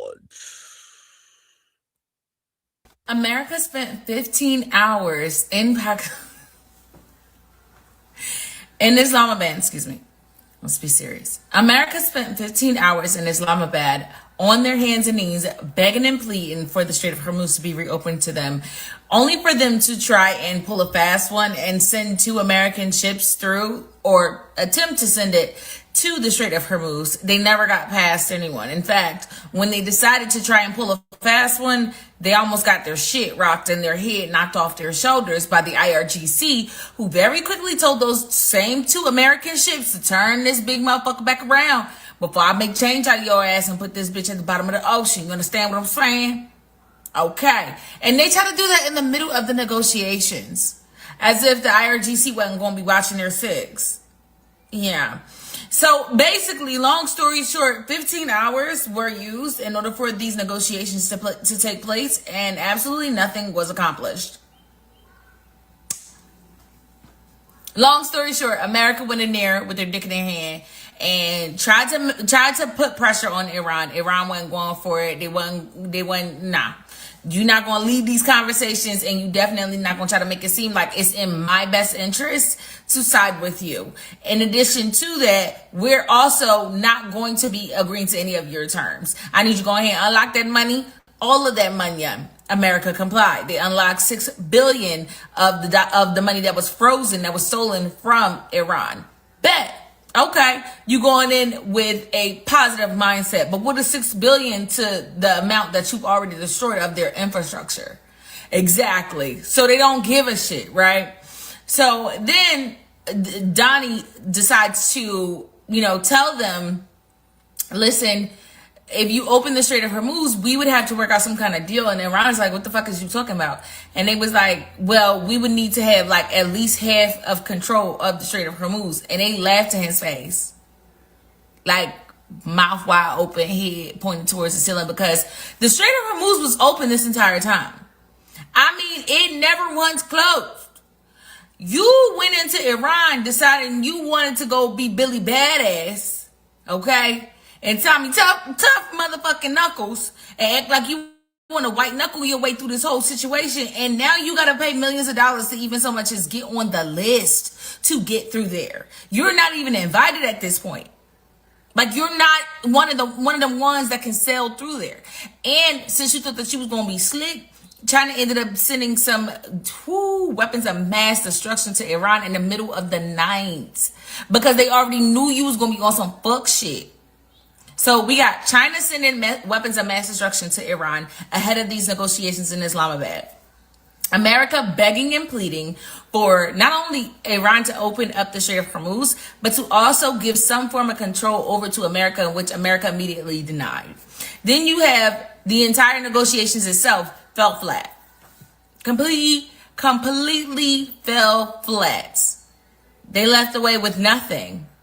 And on top of that, if that is not bad enough, things are getting much worse when it comes to the way that the public and they're both Israel and America's administrations are seeing the people that are running the show. While Donald Trump's administration is still sticking beside him, none of them actually believe in what he's saying, which is why you're not seeing a lot of them speaking up or having any comments or meeting with any media about it, because they don't have an explanation or be able to explain the lies that Donnie is telling, because he's telling them so fast and they're so creative and colorful. But then when you look at the Knesset and the way that they are shifting their support for Benjamin Netanyahu in the opposite way, which is what they were already doing like a year ago. I'm not sure what he said to convince them, but yeah, he did. Now they're literally looking at him like you's a bloodthirsty ass war addicted criminal. Like, you keep trying to drag us further and further and further into this situation when we're trying to find a way to get some relief. Like, we can't do it, Mookie. So literally, as the negotiations to reopen the Strait of Hormuz were going on, okay, Israel already had a plan in works because they had a feeling that it would fail. The negotiations would fail. So Benjamin Netanyahu decides to put together this slideshow. He got his Crayola crayons, his markers. He puts together this amazing slideshow And he's like, yeah, this is our plans for the future XYZ LMNOP. And everyone's looking at him like, is this motherfucker serious? Like, how are we supposed to do that? We're already low on food. We're already low on supplies. No one can stay here long term. The entire establishment is falling apart at this point. I'm not sure what shit you smoking, but it's gotta be that hard rock. You understand what I'm saying? Because the shit you talking about doing, expanding into Lebanon, expanding into Syria, expanding into Palestine. Oh, you're going to do something really bad to Hamas because they won't disarm themselves. They haven't disarmed themselves since you've been asking them to disarm themselves. And then you decided to, this is Benjamin Netanyahu, you decided to then request for another delay in the trial. At this point, they're putting the pieces together that you have no plan and that you're literally just going to keep pushing an inch in closer so you don't have to go to jail, which is exactly what I said, y'all. This shit is so fucking whack. And what's even worse about this is that our country in America, the people here, online, they talk a good talk. They talk a good talk. They're like, yeah, we're for freedom. We're for this. We're for that. They're at fucking Coachella, which, I mean, awesome. You know what I mean? Shit's kind of rough right now. I'm not mad at y'all. Just don't be online talking about, yeah, we're the Wild Wild West and da-da-da-da. You're at Coachella, girl. You're like, freedom for everybody. And then you're at Coachella. Meanwhile, Lebanon, Yemen, Iran, Palestine, they're outside every single day. They're supporting each other. They're uniting. They're fighting together. And y'all at Coachella. Like I said, it looks lit. I'm not gonna lie. I'm not mad at y'all because if this is the end, shit, might as well go out with a fucking bang. But this is the state in which our country is in. I just thought I'd come and bring y'all the updates on everything that's going down. The negotiations failed. 15 hours of nothing more than a fart and a fucking wind, y'all. Stay tuned because there's a lot more to go. Yes, indeed, ladies and gentlemen. We're going to land our plane and let Godiva close us out. We have a lot more. We're going to bring that into part 2 for Melanin Monday. We got a lot more news to report. So our part 2 will be tomorrow. I'm going to try my best to do an early show and get you guys this information at an early time so you could get it throughout the day and chop it up and have fun with it. We got another another 2 or 3 hours of information coming up tomorrow. So just absorb this right here. Take this in. Like I said, I put a video up, Blue Pill. There's an upload. Check out that video. He has his Mineral Ministries. Check that out. Blue is dropping it. Me and Blue have a lecture coming up at the end of the month. You will hear about that. But right now, we are focusing on the 18th. We are focusing on 72 North Carolina. That is our main focus. We have a few days left. I need y'all to be in the building for that, for this boot camp that we got taking place. This is going to be one for the record books.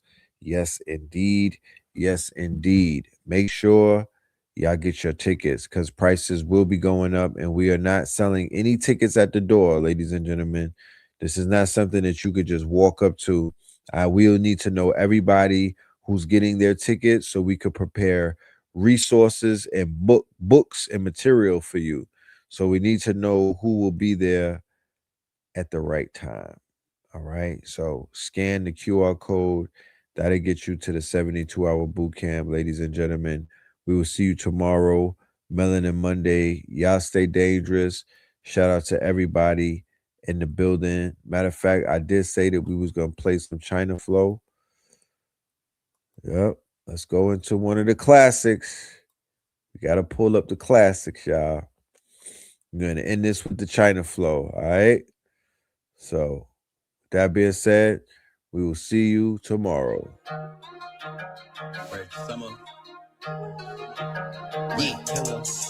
Red, Scorpion. Red Summers. The president still acting unpresidential. Bitch, I'm in the Bronx with the evil in my residential. It was all emojis, it was never mental. The silver spoon is under fire, and the pressure vented. The times that we living in unprecedented. We went from doing a Dougie, fresh and vintage. Now the rhymes, they all pessimistic. They had jagged black girl magic, just finesse the mystics. They impressed with quick chicks, only savages with less sadistic. They being less specific, no metaphysics. Too many butter biscuit, they need extra biscuit. We had the blessed district, fresh and death. We was dressed and drip. They worship lesser gods with the lesser mystics. Cocksuckers, all they breath is fish sticks. They team Takashi, yeah, they won't protect the witness. They team Takashi, yeah, they won't protect the witness. Hannibal, darker shit.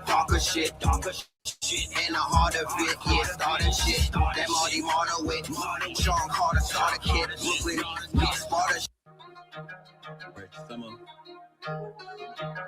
Yeah, hello. Ray, Scorpion. Red Summers. The president still acting unpresidential. Bitch, I'm in the Bronx with the evil in my residential. It was all emojis, it was never mental. The silver spoon is under fire, and the pressure vented. The times that we living in unprecedented. We went from doing a Dougie, fresh and vintage. Now the rhymes, they all pessimistic. They had jagged black girl magic, just finesse the mystics. They impressed with quick chicks, only savages with less sadistic. They being less specific, no metaphysics. Too many butter biscuit, they need extra biscuit. We had the blessed district, fresh and death. We was dressed and drip. They worship lesser gods with the lesser mystics. Cocksuckers, all they breath is fish sticks. They team Takashi, yeah, they won't protect the witness. They team Takashi, yeah, they won't protect the witness. Hannibal, darker shit. And the heart of it, yeah, starting shit. That Marty Martyr with Sean Carter, starter kid. Brooklyn, big Sparta shit. 300. The crimes of the passionate ones who fell in love with blasting their guns. My chain froze, same goes for Wayne Grove. The Range Road on strange roads. Dr. Strange mode on strange toes. Hack the brain, rearrange codes. 360 spinning clearly like a plane roll. 365 winning really like a game host. 444 degrees on the range stove. On the coast of the mango. These niggas wanna know how power is obtained. If you act the shower posse, they'll tell you that it's hours in the rain. So none of these cowards, they remain. Flowers is arranged, carriages remain. Drawn by 400 horses, there was power in the range. 19 blocks cutters overpowering them planes. They left all them towers up in flames. I never look at 24 hours just the same. Bitch, I'm Jack Bauer mixed with black power. You a mixture of that crack powder and Mr. Matt Lauer. Hashtag Mr. Me Too. You met red pillar, I suggest that you niggas meet blue. Yo. In the land of the brave, in a home of the giants. She was COVID compliant, she was COVID defiant. That was potent, reliant, we exposed in these tyrants. Composed to the science, we not posed to no trying. Controlling the climates, yeah, we mold these environments. Scientists with client lists, Midas touch with iron fist. Holding arms, only way to catch these gems. Texas with an open palm, equestrians on open farm. Potent on that potent wand, rolling farms, coat of arms, Olympian. Kicked in doors, waving 44s, they wouldn't let me in. Shit, we talking like a thespian, walking like pedestrians. It's my requiem, take you out front and center like ESPN. In the middle of the action, spitting with a passion. You get riddled if you passing. Shit, no dribble, we just passing. Off the scribble, we just cashing. Expand the vote, play above the rim. Earl ago, man ago. I turn from man to hoe, can of hoe. Let the hammers go, spit your cantaloupe. Not even Amber Rope to stop me from slut shaming all these bitch niggas. Yeah. Matt Lauer, hashtag Mr. Me Too. You met red pillar, I suggest that you niggas meet blue. Yo. In the land of the brave, in a home of the giants. She was COVID compliant, she was COVID defiant. That was potent, reliant, we exposed in these tyrants. Composed to the science, we not posed to no trying. Controlling the climates, yeah, we mold these environments. Scientists with client lists, Midas touch with iron fist. Holding arms, only way to catch these gems. Texas with an open palm, equestrians on open farm. Potent on that potent wand, rolling farms, coat of arms, Olympian. Kicked in doors, waving 44s, they wouldn't let let me in. Shit, we talking like a thespian, walking like pedestrians. It's my requiem, take you out front and center like ESPN. In the middle of the action, spitting with a passion. You get riddled if you passin'. Shit, no dribble, we just passing off the scribble, we just cashing. Expand the vote, play above the rim, pearl a goat, man a goat. I turn from man a hole, can a hole, let them hammers go. Split your banner low, not even Amber Rope to stop me from slut shaming all these bitch niggas. Yes, your man's a hoe, the only antidote to split his cantaloupe. Leave you bloody like an antelope with Serengeti's. Get ready, shit, no introductions necessary. We legendary, yeah, the story still unfolds. Yeah, they taking up like secretaries.